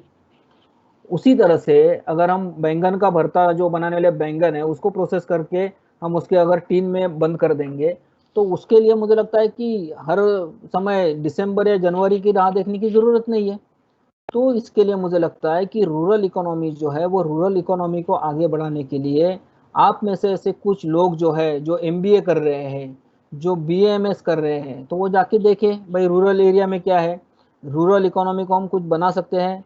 उसमें जो सप्लाई, अभी मुझे लगता है कि हाल ही में मुझे लगता है कि सेंट्रल गवर्नमेंट ने जो एक मुझे लगता है कि कानून जो है वो कानून में सुधार किया है कि वहाँ अभी जो फार्मर जो है वो फार्मर कहीं भी जाके उसकी जो सब्जी है वो बेच सकता है, ये उन्होंने सुधार किया है। तो इसमें हम कुछ कर सकते हैं क्या, जो बीएमएस वाले हैं, एमबीए पढ़ने वाले हैं, तो उसमें उनके साथ में मिलके हम कुछ कर सकते हैं क्या। उसके प्रोसेसिंग के यूनिट्स के बारे में कुछ हम सोच सकते हैं क्या? ये मुझे लगता है कि फूड और प्रिजर्वेशन, और मुझे लगता है कि इसके बारे में भी हमने आगे चल के, तो ये बहुत बड़ी मात्रा में मुझे लगता है कि आत्मनिर्भर और स्वयं पूर्ण होगा। लोकली भी ज़रूरत है, इसके ऊपर हम काम कर सकते हैं। इसका मुझे लगता है कि इसके बारे में हमने सोचना चाहिए। तो कुल मिला के मुझे लगता है कि बहुत, अभी हम बात करेंगे कि करियर की, जब हम बात करते हैं तो करियर के बारे में मुझे लगता है कि बहुत से आपके सवाल जो है वो आप जो पढ़ाई करते हो उसके आगे क्या ऐसे आएंगे। उसमें भी जैसे हमने कहा है कि भाई इसमें भी जॉब जो है वो जॉब की टाइप ऑफ जॉब भी अलग अलग है, कि कोई लोग जो है वो चाहते हैं कि भाई नहीं मुझे सेफ जॉब चाहिए तो मुझे गवर्नमेंट सर्विस में जाना है, नंबर 1। किसी को लगता होगा कि भाई कॉर्पोरेट सेक्टर में जाना है तो कॉर्पोरेट सेक्टर में जॉब की अवेलेबिलिटी क्या है, ये आपके मन में सवाल होगा। या कई बार ऐसे होगा कि मुझे कुछ खुद का स्टार्ट करना है, मुझे बिजनेस करना है, मगर कहाँ कौन सा बिजनेस करना है क्या है तो इसके बारे में पता नहीं है, मगर वो मुझे करना है। इसके बारे में मुझे लगता है कि आपके मन में मुझे लगता है कि प्रश्न बहुत सारे होंगे। तो मुझे लगता है कि ऐसे प्रश्न जो है वो मेरी बात खत्म होने के बाद ऐसे प्रश्न जो है वो प्रश्न हम लेंगे। और दूसरी बात मुझे लगती है कि जो हम एजुकेशन ले रहे हैं वो मीनिंगफुल एजुकेशन जो है वो मीनिंगफुल एजुकेशन होना चाहिए। हमें अभी हमारे पास समय बहुत सारा है। आखिर में मैं कहना चाहूँगा कि ये समय का मुझे लगता है कि सही इस्तेमाल हमने करना चाहिए, क्योंकि जीवन में बार बार ये समय हमारे पास वापस नहीं आता है। अभी आपके पास मुझे लगता है कि 24 घंटे है और इसमें आपके ऊपर कोई जिम्मेवारी नहीं है। जैसे मैं बार बार कहता हूँ कि golden period of your time, मतलब लाइफ में गोल्डन पीरियड है कि रिस्पॉन्सिबिलिटी ज़्यादा कुछ है ही नहीं। भाई आपको इलेक्ट्रिसिटी का बिल भरना है, बाकी कुछ करना है, घर में किराना राशन वगैरह वगैरह वगैरह भरना है, उसकी चिंता करनी है, घर के लिए पैसे कमाने हैं, ऐसे कोई चिंता नहीं है। बहुत कम स्टूडेंट होंगे ऐसे कि जिनको ये चिंता है, और घर में घर चलाने के लिए मुझे लगता है कि कुछ ना कुछ पैसे कमाने की ज़रूरत होती है, बाकी स्टूडेंट तो नहीं है। तो इसलिए मुझे लगता है कि आपका ये गोल्डन पीरियड जो है, मतलब ये 4 या 5 साल जो आप हायर एजुकेशन में पढ़ते हो, उसके ऊपर मुझे लगता है कि आपका पूरा का पूरा करियर का दारोमदार जो है वो मुझे लगता है कि डिपेंड होता है। तो इसलिए मुझे लगता है कि आप उसमें आपका टाइम जो है वो सही इस्तेमाल करें, आपकी जो पढ़ाई है वो ठीक से करें, क्योंकि पढ़ाई के लिए हम आए हैं। जसं एक छोटीशी गोष्ट मी एक सांगतो, म्हणजे मला ती खूप लक्षात आहे। आपण नॉर्मली 1 ऑगस्टला लोकमान्य टिळकांची पुण्यतिथी साजरी करतो शाळेमध्ये, जशी भाषणं असतात तसं मी शाळेत असताना मी भाषण ऐकलं होतं। तो लोकमान्य टिळकांचा मुलगा जो असतो त्या मुलाला विचारतात ते की बाळ, जेवताना विचारतात की तू आज तुझं जेवण कमवलंस का? तर त्याला काही प्रश्न कळत नाही। तो म्हणतो बाबा मी तर छोटा आहे, मी कसं काय काम करणार? बरोबर आहे म्हणाला, तू छोटा आहेस। मग शेतकरी शेतावर जातात काम करतात, कामगार कारखान्यावर जातात काम करतात, मग तू जर का विद्यार्थी आहेस तर तू आज तुझं विद्यार्थी म्हणून जे काम आहे ते केलंस का, असा ते त्याला प्रश्न विचारतात। मग एज अ स्टूडेंट मुझे लगता है कि हमने रोज रात को जब हम सोते हैं या जब खाना खाने के लिए बैठते हैं तो मुझे लगता है कि हमने सोचना चाहिए कि आज एज अ स्टूडेंट मैंने जो काम करना है वो मैंने किया है क्या, मैंने मेरी पढ़ाई जो है वो की है क्या। अभी गैजेट्स वगैरह बहुत सारे हैं, उसका हम यूज़ एंटरटेनमेंट के लिए भी करते हैं और उसका यूज़ हम एजुकेशन के लिए भी कर सकते हैं। तो क्या मैंने किया है क्या? जब मुझे लगता है कि एग्ज़ाम ख़त्म होती है, रिजल्ट्स आते हैं, तो उसके बाद हम तुरंत जॉब ढूँढने के लिए चालू करते हैं। भाई रिज़्यूमे कैसे लिखना है, भाई ये कैसे करना है, एप्लीकेशन कैसे करना है, कहाँ करना है। तो मुझे लगता है कि रिज़ल्ट के बाद ये करने से पहले उसके बारे में थोड़ा, रिज़ल्ट के पहले या जब हम पढ़ाई करते हैं तो ही मुझे लगता है कि हमने ये करना चाहिए।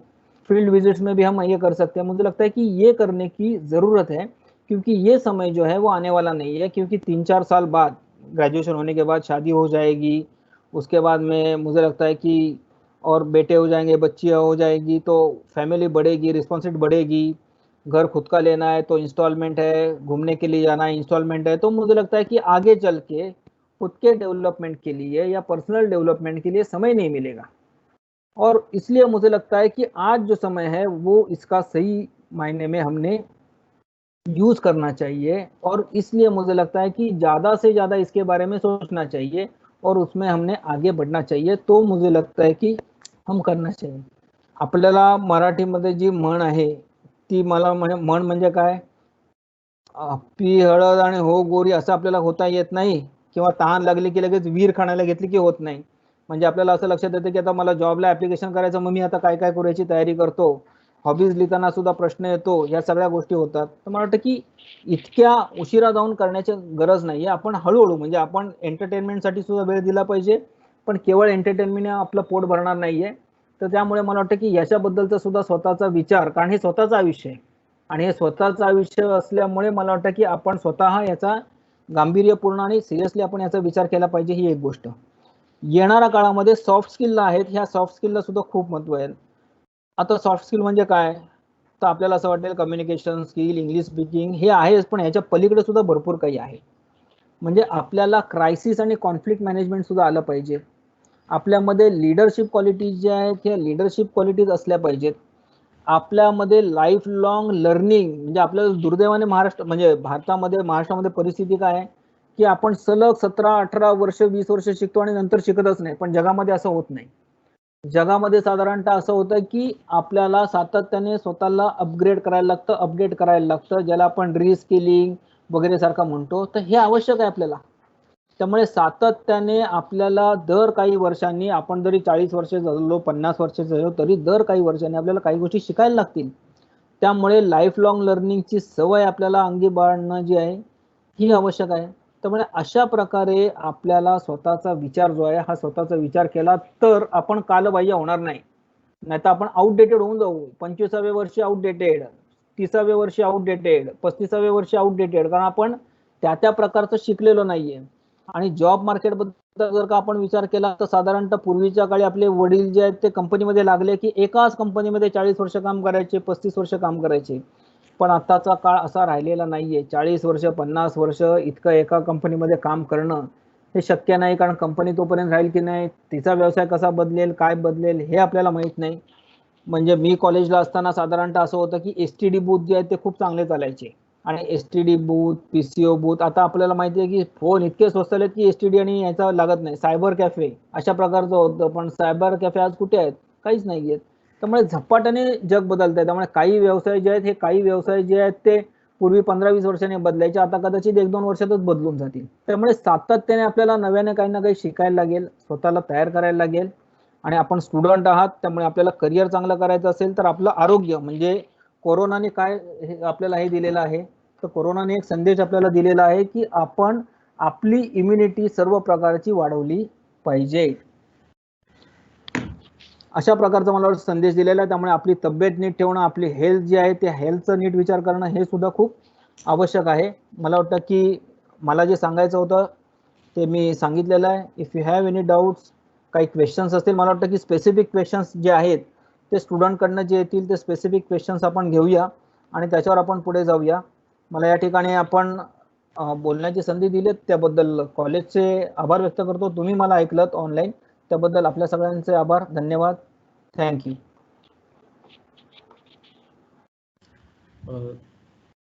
धन्यवाद सर. जवळजवळ 1 तासभर वेगळ्या विषयावरती आपण विद्यार्थ्यांना खरोखरच चांगल्या रीतीने मार्गदर्शन केलं आणि सगळेच विषय हाताळलेले आहेत. खरं ज्यावेळी आम्ही अशा प्रकारचं वेबिनार घेतो तेव्हा एक लिंक तयार केली जाते आणि त्या लिंकच्या माध्यमातून विद्यार्थी रजिस्ट्रेशन करतात.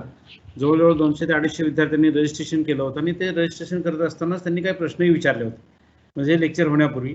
पण बऱ्याच प्रश्नांची खरोखर सर आपण उत्तरं दिलेली आहेत. पण एक 8-10 प्रश्न जे आहेत त्यांना मी थोडं जरा स्पर्श करू इच्छितो. काही विद्यार्थ्यांनी असं विचारलं साहेब, पहिला प्रश्न असा आहे की what skills are required in the teaching career. त्याला असं वाटतं की कॉलेज आहे, शाळा आहे, त्याला टीचिंगमध्ये यायचं, तर टीचिंगमध्ये येण्यासाठी काय काय करिअर आवश्यक आहेत आणि what are the different careers we can find in the teaching line. म्हणजे शिकवणं हे तर करिअर आहेच, पण त्याच्या व्यतिरिक्त काय करिअर असू शकतं का टीचिंग लाईनमध्ये? ओव्हर टू आनंद. बरं, आता टीचिंग मधलं करिअर विचारलं तुम्ही, तर मला असं वाटतं की टीचिंग मध्ये करिअर आहे, पण टीचिंग मध्ये करिअर जे आहे ते अनेक वेळेला सरकारी निर्णयांच्या अधीन असतं.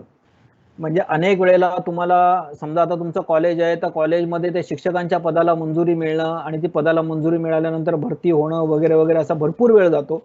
पण तरी सुद्धा मला वाटतं काही जणांना शिक्षक होण्याची आवड असेल तर मला वाटतं आपल्याला कॉलेजला यायचं असेल तर कॉलेजला येण्यासाठी आपल्याला नेट सेट परीक्षा जी आहे ती देणं किंवा आपण पोस्ट ग्रॅज्युएशन केल्यानंतर आपल्याला मला वाटतं की PhD करणं हे क्वालिफिकेशन आवश्यक आहे. आता हे क्वालिफिकेशन झालं. आणि क्वालिटीज काय लागतील तर मुळात तुमचं कम्युनिकेशन स्किल चांगलं असलं पाहिजे, तुमचं विषयातलं नॉलेज जे आहे ते चांगलं असलं पाहिजे, त्याचं अनालिसिस जे आहे ते चांगलं असलं पाहिजे, त्या विषयामध्ये आपण जाऊन काही काम करणं जे आहे ते आवश्यक आहे. शाळेचा विचार केला आपण तर शाळेमध्ये जायचं असेल तर बीएड करणं आवश्यक आहे, त्यामुळे बीएड आपण केलं पाहिजे. पुन्हा एकदा तेच आहे की मुलांमध्ये जाऊन काम करण्याची आवड असली पाहिजे, विषय शिकवण्याची हातोटी आपली असली पाहिजे, तर आपण चांगल्या प्रकारचे लोकप्रिय होऊ शकता. पण आता केवळ सरकारी अनुदानावर काम करत असणाऱ्या कॉलेजेस किंवा शाळा यांचंच पुरतं आपण मर्यादित नाही आहात. आता आपण बघत असाल की हायर एज्युकेशनमध्ये आपल्याला खाजगी विद्यापीठे जी आहेत ती सुद्धा महाराष्ट्रामध्ये मोठ्या प्रमाणावर सुरू होत आहेत, पण खाजगी विद्यापीठांमध्ये ते आपल्याकडून पैसे वसूल करून घेतात. किंवा आपण जर का खाजगी शाळांमध्ये गेलात तर त्या ठिकाणी जे काम तुम्हाला करायला लागतात, पैसेही चांगले देतात पण तुमच्याकडनं कामही चांगलं करून घेतात. त्यामुळे चांगल्या संस्थांमध्ये जायचं असेल तर आपल्याला चांगल्या प्रकारच्या टीचिंगमध्ये संधी आहेत. आता याच्यामध्ये आपण एक बघतोय की टीचिंग बरोबरीने एक वेगळ्या प्रकारचे म्हणजे शाळेमध्ये शिक्षक म्हणून काम करणं हे एक आहेच, पण त्याबरोबर शाळाबाह्य उपक्रम काही चालवणं हे सुद्धा खूप मोठं काम आहे. त्यामुळे टीचिंगमध्ये आपल्याला आवड असेल तर असे शाळाबाह्य उपक्रम, मग गणिताच्या संदर्भातले असतील, वैदिक गणित असेल, किंवा आपण एखादी वेगळी भाषा शिकणं असेल, किंवा भाषेमध्ये बघितलं तर फोनेटिक्स सारखा हे असेल, किंवा वेगळ्या प्रकारचे विषय शिकवणं, कला हा विषय आहे, किंवा आपण असं म्हणू शकतो की छंद, एखाद्या विद्यार्थ्याचे म्हणजे छंद वर्ग घेणं शाळेतल्या विद्यार्थ्यांसाठी किंवा कॉलेजच्या विद्यार्थ्यांसाठी 10 दिवसाचे 15 दिवसाचे, तर अशा प्रकारे सुद्धा एज्युकेशनल ऍक्टिव्हिटीज ज्या आहेत त्या एज्युकेशनल ऍक्टिव्हिटीज आपण करू शकाल. धन्यवाद सर. आपल्या भाषणामध्ये आपण मार्गदर्शन करताना सांगितलेलंच आहे की खरं स्वतःला ओळखलं पाहिजे आणि स्वतःशी बोललं पाहिजे. आणि गेली 3 महिने आपल्याला कल्पना आहे सर, आमचे सगळे विद्यार्थी घरी आहेत आणि त्यांचं म्हणणं असं आहे की ह्या लॉकडाऊन पिरियडमध्ये आम्ही नक्की कोणतं स्किल शिकलं पाहिजे, म्हणजे we skill should we learn during this lockdown which will benefit us in our career building. म्हणजे हा तुम्ही जसं म्हणलं की हा खरं गोल्डन पिरियड आहे आणि या गोल्डन पिरियडमध्ये त्यांनी जर स्वतःसाठी वेळ दिला आणि स्वतःचं जर स्किल डेव्हलप केलं तर चांगल्या प्रकारचे जॉब करू शकतात. तर असं काय तुम्ही त्यांना मार्गदर्शन करू शकाल की कोणते स्किल ते शिकू शकतात त्या लॉकडाऊन पिरियडमध्ये? ठीक आहे, मला वाटतं की चांगला प्रश्न विचारलाय. मला असं वाटतं की कुठलंही स्किल घेणं किंवा काय, एक 3-4 गोष्टी तर आपण नक्की केल्या पाहिजेत.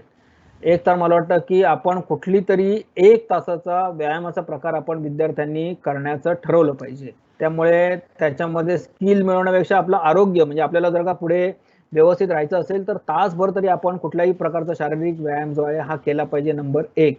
नंबर 2 आपण केलं पाहिजे तो म्हणजे आपण वर्तमानपत्र म्हणा किंवा आपण कुठल्याही प्रकारचं चांगलं वर्तमानपत्र तर वाचलीच पाहिजे, जगात काय चाललंय हे आपल्याला लक्षात आलं पाहिजे, त्यामुळे चांगली वर्तमानपत्र वाचणं ह्याची सवय आपण डेव्हलप केली पाहिजे. त्याच प्रकारे मला वाटतं की आपण आपल्या भाषा ज्या आहेत ह्या भाषा, मराठी भाषा असेल किंवा इंग्रजी भाषा असेल, या भाषा चांगल्या करण्यासाठी म्हणून आपण मला वाटतं की उपयोग केला पाहिजे याचा. त्यानंतर आपलं अवांतर वाचन, म्हणजे दुर्दैवाने आता असं होतं की आपल्या समोर टीव्ही म्हणजे काही बसलं की आपल्या समोर रिमोट असतो किंवा कुठल्या तरी प्रकारचा स्क्रीन असतो, आपल्या हातात पुस्तक नसतं कधी. आणि खरं म्हटलं तर आपण एखादा पिक्चर बघणं आणि तो पिक्चर ज्या कादंबरीवरून घेतलाय किंवा पुस्तकावरून घेतलंय ते पुस्तक जर का वाचलं तर आपल्या लक्षात असं येईल की त्या पिक्चरमध्ये काहीच नाहीये, त्यापेक्षा जास्त जर का पुस्तक आहे तर त्या पुस्तक आपल्याला अधिक आपल्याला अनुभव संपन्न करतो. त्यामुळे मला वाटतं की आपण वाचनाची आवड नसेल तर आधी आपण करमणुकीचं किंवा एखादी कादंबरी सारखं हे करूया, आणि मग आत्मचरित्र, मग एखादा आपल्या विषयातलं आवडीचं पुस्तक, असं अवांतर वाचन जे आहे की ज्याने आपण ज्ञानाने समृद्ध होऊ. तर मला वाटतं की ही स्किल म्हणून मला ह्या 3-4 गोष्टी वाटतात की ज्या आपण कोरोनाच्या काळामध्ये, अजूनही सुट्टी आहे तर त्या काळामध्ये मला वाटतं की आपण व्यवस्थितपणे हे केलं पाहिजे. धन्यवाद सर. आपण जो उल्लेख केलात की ऑर्गनाइज सेक्टर आणि अनऑर्गनाइज सेक्टर, आणि ऑर्गनाइज सेक्टरमध्ये तसं म्हटलं तर जवळजवळ 20% लोक जवळजवळ गुंतलेले आहेत किंवा काम करतात असं म्हणूया. पण एका विद्यार्थ्याने असा प्रश्न विचारला सर की आता ग्रॅज्युएशन नंतर खरं गव्हर्नमेंट जॉब शोधावा का एंटरप्रिनरमध्ये जावं, कारण जर एंटरप्रिनरमध्ये गेला तर तो जॉब क्रिएटर होऊ शकतो, अनेक लोकांना जॉब देऊ शकतो. तर त्याबद्दल तुम्ही काय सांगू शकाल, म्हणजे नोकरी की व्यवसाय? मला असं वाटतं की हा प्रश्न जो आहे हा प्रश्न आपण आपल्याला विचारला पाहिजे. म्हणजे व्यवसाय जो असतो हा व्यवसाय म्हणजे 24 तासाची नोकरी असते आणि नोकरीमध्ये साधारणतः 8 ते 10 म्हणजे तुमच्यावर रिस्पॉन्सिबिलिटी कमी असते. 8 तास किंवा 10 तास हे तुम्ही जे आणि तुम्हाला जे काम दिलेलं आहे त्याच्यापुरतीच तुमची जबाबदारी मर्यादित असते. व्यवसायात गेलात की तुम्ही 24 तास तुम्हाला, म्हणजे एखाद्याला तुम्ही काम नेमून दिलेलं आहे त्यांनी नाही केलं तर आन्सरेबल तो आहे, पण तो तुम्हाला आहे, पण ग्राहकाच्या दृष्टीने विचार केला तुमच्या कस्टमरच्या दृष्टीने तर तुम्ही आन्सरेबल आहात. आणि त्यामुळे ज्याला रिस्क घेण्याची सवय आहे, त्याला सातत्याने काम करण्याची सवय आहे, तर अशा विद्यार्थ्यांनी किंवा अशा माणसांनी मला वाटतं की व्यवसायाकडे जावं. पण व्यवसाय सगळ्याच माणसांना जमेल असं नाही, कारण त्याची प्रवृत्ती तशा प्रकारची असली पाहिजे, रिस्क घेण्याची तयारी असली पाहिजे किंवा लोकांना जाऊन भेटण्याची, लोकांशी बोलण्याची ही तयारी असली पाहिजे. तर त्या प्रकारची तयारी असेल, 24 तास आपल्याला एखाद्या कामामध्ये राहायला लागेल किंवा अलर्ट आपल्याला राहायला लागेल, तर ती तयारी असेल तर मला वाटतं की जरूर जास्तीत जास्त विद्यार्थ्यांनी जे आहेत, हे जास्तीत जास्त विद्यार्थ्यांनी व्यवसायामध्ये गेलं पाहिजे. मगाशी एक सांगितलं होतं, म्हणजे आता एक विषय आपण लक्षात ठेवला पाहिजे की मी म्हटलं होतं तसं लाईफ लॉंग लर्निंग सातत्याने, म्हणजे ते शिक्षकांकडनंही अपेक्षित आहे, ते विद्यार्थ्यांकडनंही अपेक्षित आहे. आता मला वाटतं की अनेक ऑनलाईन प्लॅटफॉर्मवर आपल्याला वेगवेगळ्या प्रकारचे कोर्सेस, म्हणजे जगामध्ये आपण वेगवेगळ्या प्रकारचं बघत असू तर कोर्सेरा असेल किंवा त्याच्यामध्ये तुम्हाला उद्यमी असेल, भारतामधला सुद्धा आपण विचार केला तर अनेक त्या ठिकाणी ऑनलाईन एज्युकेशनचे प्लॅटफॉर्म जे आहेत हे तयार आहेत. ह्या ऑनलाईन प्लॅटफॉर्म मधून सुद्धा विद्यार्थ्यांना एखादा त्यांच्या आवडीचा विषय जो आहे, हा आवडीचा विषय ह्या पॅन्डेमिकच्या काळामध्ये सुद्धा शिकता येईल. धन्यवाद सर. सर आपल्याला कल्पना आहे की कीर्ती महाविद्यालयामध्ये जवळ 6 सेल्फ फायनान्स कोर्सेस आहेत आणि त्यापैकी BMS असे आहेत. तर BMS या एका विद्यार्थ्यांनी विचारलं की नक्की BMS केल्यानंतर मला काय स्कोप आहे आणि नंतर MBA केलं तर चालेल का, म्हणजे MBA मध्ये परत स्पेशलायझेशन. तर BMSच्या विद्यार्थ्यांनी स्पेसिफिक प्रश्न विचारला की what are the career opportunities for BMS students. Basically BMS जर का आपण बघितलं तर BMS और मॅनेजमेंट, तर त्या मॅनेजमेंटमध्ये सुद्धा तुम्हाला स्पेशलायझेशन्स अवेलेबल आहेत. तर are you interested in marketing, human रिसोर्समध्ये, फायनान्स आहे किंवा तुम्हाला ऑपरेशन्समध्ये, तर यू हॅव टू डिसाईड की बेसिकली आपल्याला कशाला जायचं आहे. करिअर ग्रोथ वाईज विचारलं तर माझं असं म्हणणं आहे की तुम्हाला शक्य असेल तर तुम्ही आफ्टर BMS तुम्ही 1-2-3 वर्ष जॉब करा. म्हणजे जर का आपण अब्रॉडच्या सेन्सनी चाललो तर तिथे आधी जॉब एक्सपिरियन्स, म्हणजे काही शिकलात की तुम्ही जॉब एक्सपिरियन्स घ्या, फील्ड वर्कचा एक्सपिरियन्स घ्या आणि त्याच्यानंतर तुम्ही हायर स्टडीजसाठी जा आणि त्याच्यानंतर तुम्ही MBA वगैरे किंवा MMS जो आहे हा करा. पण त्या पद्धतीने नसेल जायचं आणि आपल्याला असं वाटलं की नाही मला आता MMS करायचं आहे, तर करिअर ऑपॉर्च्युनिटीच्या दृष्टीने मला वाटतं MMS और MBA जे आहे ते प्रेफरेबल आहे. त्यामुळे त्या प्रकारे जाऊ शकता. BMS करून जॉब ऑपॉर्च्युनिटी मिळतील, पण कम्पेअर टू MMS किंवा MBA जे आहेत ह्या इतक्या पगाराच्या तुम्हाला मिळणार नाहीत. Correct sir. मग तुम्ही जो उल्लेख केला की पब्लिक सेक्टर आणि प्रायव्हेट सेक्टर, आणि अलीकडच्या काळात बघितलं तर पब्लिक सेक्टर बऱ्यापैकी कमी होत चाललाय आणि प्रायव्हेट सेक्टर वाढत चाललाय. तर एक विद्यार्थी असं म्हणतो की why does the government want to close down the public sector units and that will affect the employment opportunities. म्हणजे आता याच्यामध्ये दोन तीन प्रकार आहेत साधारणतः. आपण जर का, म्हणजे हे माझं मत आहे, हे बरोबर असेल किंवा नाही हे त्याच्यावर प्रत्येकावर अवलंबून आहे. आपण बघितलं की देशाला स्वातंत्र्य मिळाल्यानंतर आपण साधारणतः आपल्यावर वेगळ्या विचार शैलीचा किंवा विचारसरणीचा आपल्यावर प्रभाव होता आणि त्यामुळेच आपण त्यावेळेस साधारणतः 5 इयर प्लॅन वगैरे वगैरे जे आहे ते साधारणतः रशिया आणि त्याच्याकडनं घेतलं होतं आणि त्या देशांमध्ये साधारणतः जे आहेत हे मोठमोठे उद्योग जे आहेत हे सरकारी असायचे. आपणही मोठमोठे उद्योग जे आहेत हे सरकारी केले.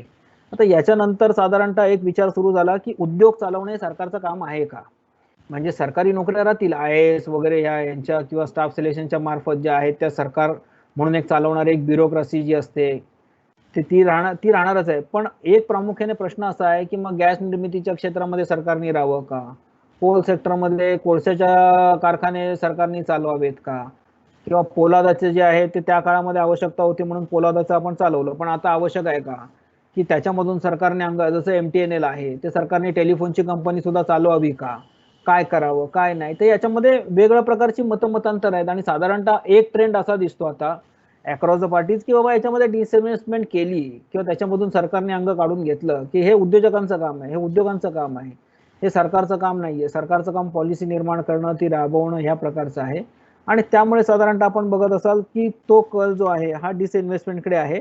तो सरकारी कंपन्या ज्या आहेत त्यांच्या बाबतीतला आहे. म्हणजे सरकारी जॉब जे कमी होणार आहेत ते कमी कुठले होणार आहेत, ते UPSC MPSC स्टाफ सिलेक्शन ह्याच्यातले जॉब जे आहेत हे कमी होणार नाहीयेत, पण सरकारी मालकीचे जे उद्योग आहेत ते कदाचित डिसइन्व्हेस्ट करतील असं आहे. Correct sir. मगाशी तुम्ही एक चांगला उल्लेख केला की ग्रामीण भागातील व्यवसाय किंवा ग्रामीण विकासाच्या संदर्भामध्ये आणि जी पंतप्रधान मोदी सरांनी जी काही घोषणा दिलेली आहे बरोबर ना, म्हणजे लोकल टू ग्लोबल बरोबर ना, आणि त्यासाठी आत्मनिर्भर असं एक म्हटलेलं आहे आणि त्याला अनुसरून एका विद्यार्थ्यांनी असा प्रश्न विचारला आहे, how can people truly become skill wise आत्मनिर्भर मग त्यामध्ये मला शैक्षणिक वाटतं येस सर हां बोला yes. मला असं वाटतं की एकतर आत्मनिर्भर व्हायचं असेल तर आपल्याला काय आवश्यक आहे याचा विचार आपण केला पाहिजे. म्हणजे आत्मनिर्भर म्हणजे काय, तर आपल्याला आश्चर्य वाटेल की गणपतीच्या मूर्ती सुद्धा चायनामधून, म्हणजे इतकं, म्हणजे आपण जे म्हणतो ना इंडस्ट्रियलायझेशन आणि हे जे आहे त्याचा किती विचार केलेला आहे आणि कसा विचार केलेला आहे. गणपतीच्या मूर्ती, त्याच्यानंतर कंदील खरोखर जे आले पाहिजेत का तिथून, तर नाही आले पाहिजे. म्हणून मला असं वाटतं की आपल्या तरुणांनी पुढे येऊन की याच्यामध्ये काय आवश्यकता नाहीये आणि याच्यामधली बाजारपेठ आणि ह्याच्यामधला सगळा आपण विचार करून आपण जर का केलं तर हे बनू शकतो. त्यामुळे ह्या गरजा ज्या आहेत हे आपण लोकली भागवू शकतो आणि लोकली, म्हणून मला वाटतं की जसं मगाशी म्हटलं तसं सगळेच जण नोकरीच्या मागे लागले तर ते होणार नाही. आणि त्यामुळे ज्यांच्याकडे स्किल आहे, म्हणून कुठल्या प्रकारचं स्किल तुमच्याकडे आहे ना स्किल, रायगड जिल्ह्यामध्ये जर का आपण विचार केला तर पेणमध्ये भरपूर प्रमाणे गणपतीचे कारखाने आहेत, तर त्याच्याशी रिलेटेड काही केलं तर मला वाटतं की उपयोग होईल. त्यामुळे अशा प्रकारचं स्किल जे आहे हे अशाच प्रकारचं स्किल, बरं ते स्किल कसं आहे की ते तुमच्यात आहे की नाही अवलंबून आहे. म्हणून म्हटलं की स्वतःची ओळख आधी का, तर ते काय आपण कोचिंग क्लास लावण्यासारखं नाही की सगळ्यांनी जाऊन चला आता मग तुम्हाला चांगली शिल्पकला येते, मग तुम्हाला चांगली चित्रकला येते.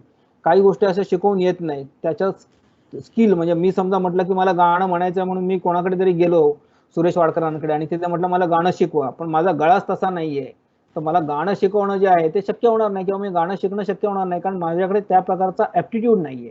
आणि त्यामुळे मला वाटतं की विद्यार्थ्यांनी स्वतःचा ऍप्टिट्यूड, स्वतःची जी क्षमता आहे ती ओळखणं आणि त्या प्रकारे मला वाटतं स्किल घेतलं तर त्यांना आत्मनिर्भर ते स्वतः होण्यासाठी सुद्धा उपयोगी होईल. येस धन्यवाद सर. तुम्ही शैक्षणिक क्षेत्रातलं तर सांगतात पण एक काउन्सिलिंग पण चांगल्या रीतीने करता खरं. म्हणून एका विद्यार्थ्यांनी विचारलं की ह्या लॉकडाऊन पिरियडमध्ये बरेचशी निगेटिव्हिटी डेव्हलप होते खरं, म्हणजे सगळ्या बातम्या टीव्ही लावल्या की लगेच काहीतरी निगेटिव्ह ऐकायला येतं. तर मग अशा वेळी हाऊ टू बी पॉझिटिव्ह, म्हणजे हे कसं सकारात्मक राहिलं पाहिजे असं सांगू शकतो. मला असं वाटतं की त्याच्यासाठी आपण असं म्हणू शकतो की अनेक जण वेगवेगळ्या काळामध्ये, म्हणजे स्वातंत्र्यपूर्वीच्या काळामध्ये आपण बघितलं असेल की कितीतरी दिवस कितीतरी स्वातंत्र्य सैनिकांनी मला वाटतं की उपोषणं केलेली आहेत. आपली आयुष्य जी आहेत ती आयुष्य त्यांनी देशासाठी दिलेली आहेत. ती जर का उदाहरणं आपण डोळ्यासमोर ठेवली की त्यांनी आपलं एका अर्थाने आयुष्य करिअर जे आहे ते आपलं सगळं पणाला लावलं आणि देशाच्या स्वातंत्र्यासाठी ते लढले. त्यांनी प्रसंगी तुरुंगवास जो आहे हा सहन केला आणि हे सगळं सहन करत असताना मला वाटतं की आता 3, 4, 5 महिन्याचा सगळं जो लॉकडाऊन आहे तो एका अर्थाने आपण स्थानबद्ध झालेलो आहोत. तर ह्या स्थानबद्धतेचा उपयोग आपण कसा करायचा हे मला वाटतं की आपण जर का, म्हणजे अनेक जणांनी, म्हणजे उदाहरणार्थ आपण लोकमान्य टिळकांचं घेतलं तर लोकमान्य टिळकांना अटक करून मंडालीच्या तुरुंगात ठेवलं होतं. तर त्यांनी काय केलं, त्यांना तर बाहेर जाता येत नव्हतं, गीता रहस्य नावाचा त्यांनी ग्रंथ लिहिला.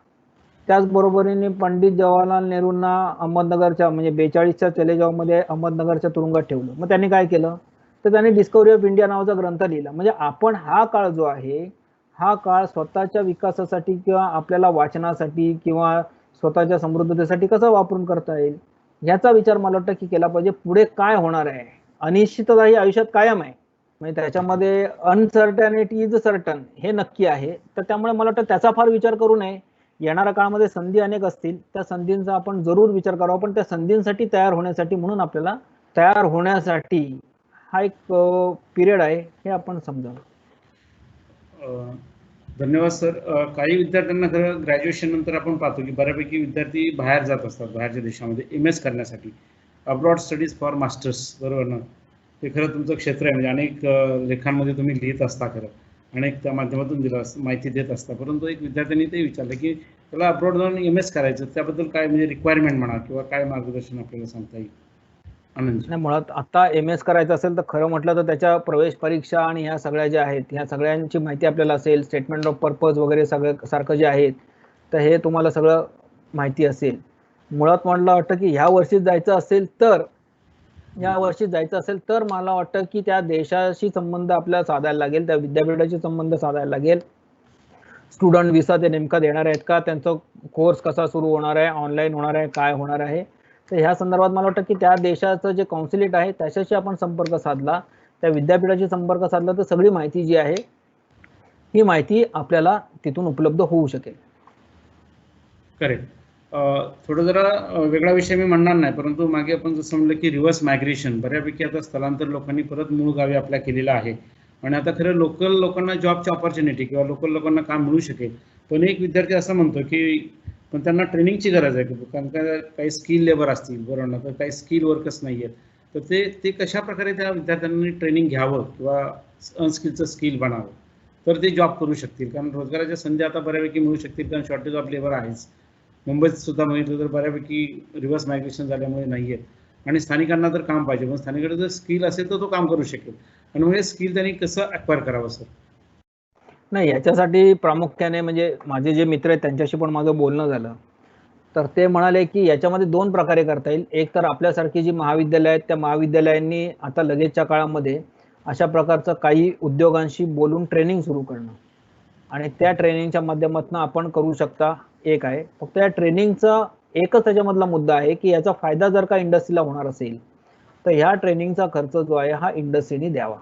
अशा प्रकारचं एक साधारणतः चर्चा आहे. किंवा खर्च कोण करणार? म्हणजे आता या पॅन्डेमिकच्या काळामध्ये विद्यार्थ्याला खर्च सांगायचं करणं तेही अवघड आहे, कारण त्यालाही पैसे कुठून आणणार. तर त्यामुळे ज्या उद्योगाला फायदा होणार आहे त्या उद्योगांनी प्रामुख्याने याच्यामध्ये ॲज अ इन्व्हेस्टमेंट म्हणून बघावं, अशी एक चर्चा आहे.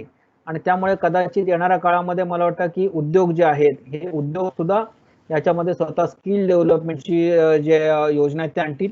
आणि त्याच्यामध्ये मला वाटतं की आपल्यासारख्या महाविद्यालयांनी सुद्धा अधिक सक्रियतेने सहभाग घेतला तर मला वाटतं की अशा प्रकारची स्किल डेव्हलपमेंट जी आहे ती मला वाटतं की कार्यक्रम जे आहेत ते विद्यार्थ्यांपर्यंत सहज पोहोचू शकतील. बरोबर. मग असा जो उल्लेख तुम्ही केला की अप्लाइड खरोखर की जे उपयोजित आहेत त्यांचा खरं अभ्यासक्रमात जर समावेश झाला तर तशा प्रकारचा होऊ शकतो. आमच्याकडे एक फॅकल्टीज आहेत मधुकर कांबळे सर म्हणून, त्यांनी एक असा प्रश्न विचारला आहे की आता बरेचसे जे लेबरर्स आहेत ते आता मूळ गावी गेलेले आहेत आणि बरेचसे उद्योगधंदे आता बंद झाले. सकाळीच एक बातमी बघितली, पिंपरी चिंचवडची बातमी ती MIDC मधून. तिथला जो मालक होता त्यांनी तिथल्या कामगारांना फोन केला, कधी येतोस बाबा परत, आणि त्याची मानसिकता परत यायची आहे. पण आता अडचण अशी की तो कसा येणार, बरोबर ना, येण्यासाठी अजून सुविधा नाही आहेत. तर मग असं तुम्हाला काय वाटतं की तर कामगार तिथेच थांबतील? कारण काय मूळ गावी गेला तरी तिथे त्याला रोजगार मिळाला पाहिजे. रोजगार नसेल तर जास्त वेळ थांबू शकणार नाही. म्हणजे परत आणखी ग्रामीण भागातून शहरी भागाकडे स्थलांतर हेच होत राहणार कसं? आनंदजी. नाही, असं आहे की आता त्या उद्योगाप्रमाणे म्हणजे मला जी काही माहिती मिळाली 1-2 मित्रांकडनं ती अशी आहे की हे लॉकडाऊन सुरू असतानाच असं आलं की शुगर फॅक्टरीज ज्या आहेत, राईस मिल फॅक्टरी तेलंगणामधल्या, तर त्यांना असं लक्षात आलं की आपल्याला आता हे पाहिजेत, म्हणजे जे स्किल लेबर आहेत ते आपल्याला पाहिजे आहेत. मग त्यांनी प्रॉपरली बोलून मिनिस्ट्रीमध्ये बोलून त्यांनी आणि त्या प्रत्येक लेबर जो आहे त्या लेबरच्या खात्यामध्ये 20-20 हजार रुपये ट्रान्सफर केले. आणि बिहार किंवा UP मधले ते होते, त्यांना ट्रान्सफर केले. त्यांनी रेल्वे मंत्रालयाशी बोलले, त्यांच्या हातात तिकीट दिलं आणि तिथून रेल्वेने परत तेलंगणामध्ये ती लोक आली. एक उदाहरण महाराष्ट्रातलं आहे. महाराष्ट्रामध्ये साधारणतः जळगाव वगैरे भागामध्ये आपण गेलं तर तिथे जिनिंग मिल्स आहेत त्याच्यामध्ये. तर त्या जिनिंग मिलच्या मालकाने सांगितलं की आम्हाला ह्या पॅन्डेमिकचा उपयोग काय झाला, तर आम्हाला उपयोग असा आला की कापूस जो आहे तो आम्हाला जरा स्वस्त दरामध्ये, म्हणजे कच्चा माल जो आहे तो स्वस्त दरामध्ये मिळाला आणि त्यामुळे तो आम्ही घेतला. आणि मग आम्हाला साधारणतः मला वाटतं की मध्य प्रदेश किंवा कुठल्या इथून म्हणजे बऱ्हाणपूर किंवा त्या भागातून साधारणतः त्यांच्याकडे जे मजूर येतात, मग त्यांच्याशी त्यांनी कॉन्टॅक्ट केला, त्यांच्याही अकाउंटमध्ये त्यांनी पैसे टाकले आणि त्यांची आणण्याची व्यवस्था प्रॉपर केली आणि ते मजूर जे आहेत त्यांची, म्हणजे मला असं वाटतं की इंडस्ट्रीला थोडंसं रिस्पॉन्सिबल व्हायला लागेल यामध्ये. म्हणजे आतापर्यंत काय झालं की इंडस्ट्रीने या मजुरांना वापरून घेतलं, म्हणजे मजुरांना त्यांची राहण्याची सोय, बाकीच्या सोयी वगैरे हे, तर आता त्यांना तो विचार करायला लागेल, त्यांच्या सेफ्टीचा विचार करायला लागेल, त्यांच्या राहण्याचा खाण्याचा विचार करायला लागेल. तर हे सगळे जे आहेत हे परत येतील, म्हणजे ते गावाला जाऊन नुसते बसणार नाहीत, ते परत येतील. पण अधिक काळजी जी आहे ती काळजी मला वाटतं की त्या उद्योगांनी घेतली पाहिजे. करेक्ट. धन्यवाद आनंदजी. खरोखरच जवळ 1-1.5 तास झाला आपण वेगळ्या विषयावरती मार्गदर्शन विद्यार्थ्यांना केलं आणि शेवटी जो संदेश तुम्ही दिला तो खरोखरच संदेश महत्त्वाचा आहे की घरी राहा, सुरक्षित राहा आणि हे राहत असताना योगा मात्र करत राहा. म्हणजे जर आपली प्रतिकारशक्ती चांगली असेल तर मला वाटतं करोना आपल्याला काय करू शकणार नाही. त्यासाठी प्रतिकारशक्ती वाढवली पाहिजे आणि व्यायामसुद्धा केला पाहिजे असं आपण सूचित केलं. त्यालाच अनुसरून मी एक अनाउन्समेंट करतो. आता जे आमच्या जवळ 200 विद्यार्थी ऐकतायत, विद्यार्थी जे ऐकतायत त्यांना एक सूचना आता सूचना देतोय किंवा एक अनाउन्समेंट अशी आहे सर की पुढच्या रविवारी 21 जूनला दरवर्षी आम्ही इंटरनॅशनल योगा डे कॉलेज सुरू असताना करतच होतो. पण यावर्षी अशा परिस्थितीमध्ये प्रत्यक्ष भेटणं शक्य नाहीये.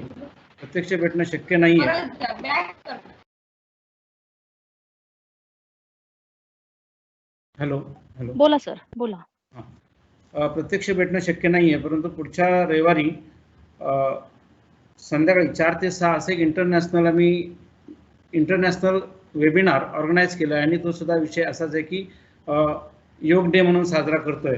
त्यासाठी सगळ्या विद्यार्थ्यांना मी विनंती करेन की सगळ्यांनी खरोखर एनरोलमेंट करावं आणि या संधीचा खरोखरच फायदा घ्यावा. हे जे वेबिनार होणार आहे हे DS लेवलचं आहे, डेक्कन एज्युकेशन सोसायटीने ऑर्गनाईज केलेलं आहे आणि त्यामध्ये सर्व स्टुडंट्स असतील, शिक्षक असतील सहभागी होणार आहेत. सातारा, सांगली, आपले जे इतर ठिकाणी युनिट्स आहेत तिथूनही लोक सहभागी होणार आहेत आणि जास्तीत जास्त NCC, NSS इतर जे ॲक्टिव्हिटीचे विद्यार्थी आहेत त्यांना सुद्धा सहभागी व्हावं असं मी विनंती करेन आणि डिटेल्स त्याचा मी ग्रुपवरती टाकतोच खरं. पण आनंदजी धन्यवाद, खरोखर चांगल्या रीतीने मार्गदर्शन केलं. बऱ्याच मुलांनी जे प्रश्न विचारले होते त्या प्रश्नांची उत्तर खरं आपण दिलेलीच आहेत. त्यामुळे परत एकदा माझं वैयक्तिक मी तर आभार मानेलच, पण आपल्याकडे मीनल आंबवणे आहेत. मीनल आंबवणे मॅडमला मी विनंती करेल की त्यांनी औपचारिकपणे आनंदजीचा आभार मानावेत. Over to Meenal. थँक्यू. धन्यवाद सर. नमस्कार and good evening.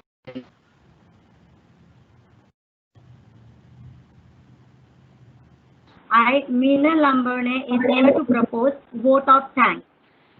At outset, I say a big thank you to today's resource person, Mr. Anand Mapuskar, for having accepted our invitation and delivering a wonderful webinar on career opportunities. I am sure it will be very helpful to all the students and their parents also. I express my gratitude to the entire Kirti management, especially Advocate Helekar sir and Shri Palekar sir for encouraging us. Thank you, sir. A big thank you to our principal, Dr. Pawar sir, for his continuous support. Thank you to all Vice Principals, Sontakke sir, Kaude sir, and Life Member and Vice Principal, Seema Purohit madam, and even Life Member of DES, Meenal Mapuskar madam. I also thank IQAC committee and counseling cell members for continuous discussions on the group and the technical support team to make this career guidance webinar successful. Especially thankful for Dr. Vanita Kamath ma'am for her support. And lastly, I thank you very much students and parents for being such a great audience and asking so many questions related to career guidance. Okay, thank you so much. This is my request. Please, students, please fill feedback form. The feedback forms link is given to your chat box. Okay. Okay. Thank you so much. Yes. धन्यवाद. Yes.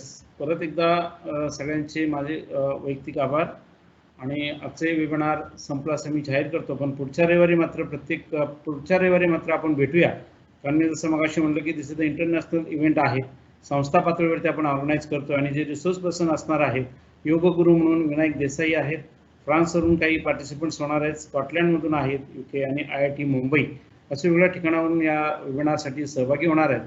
तर मला वाटतं आपण जास्तीत जास्त संख्येने या वेबिनारमध्ये सहभागी व्हावं अशी मी विनंती करतो आणि थांबतो आणि हे वेबिनार संपला असं जाहीर करतो. धन्यवाद. थँक्यू. ओके.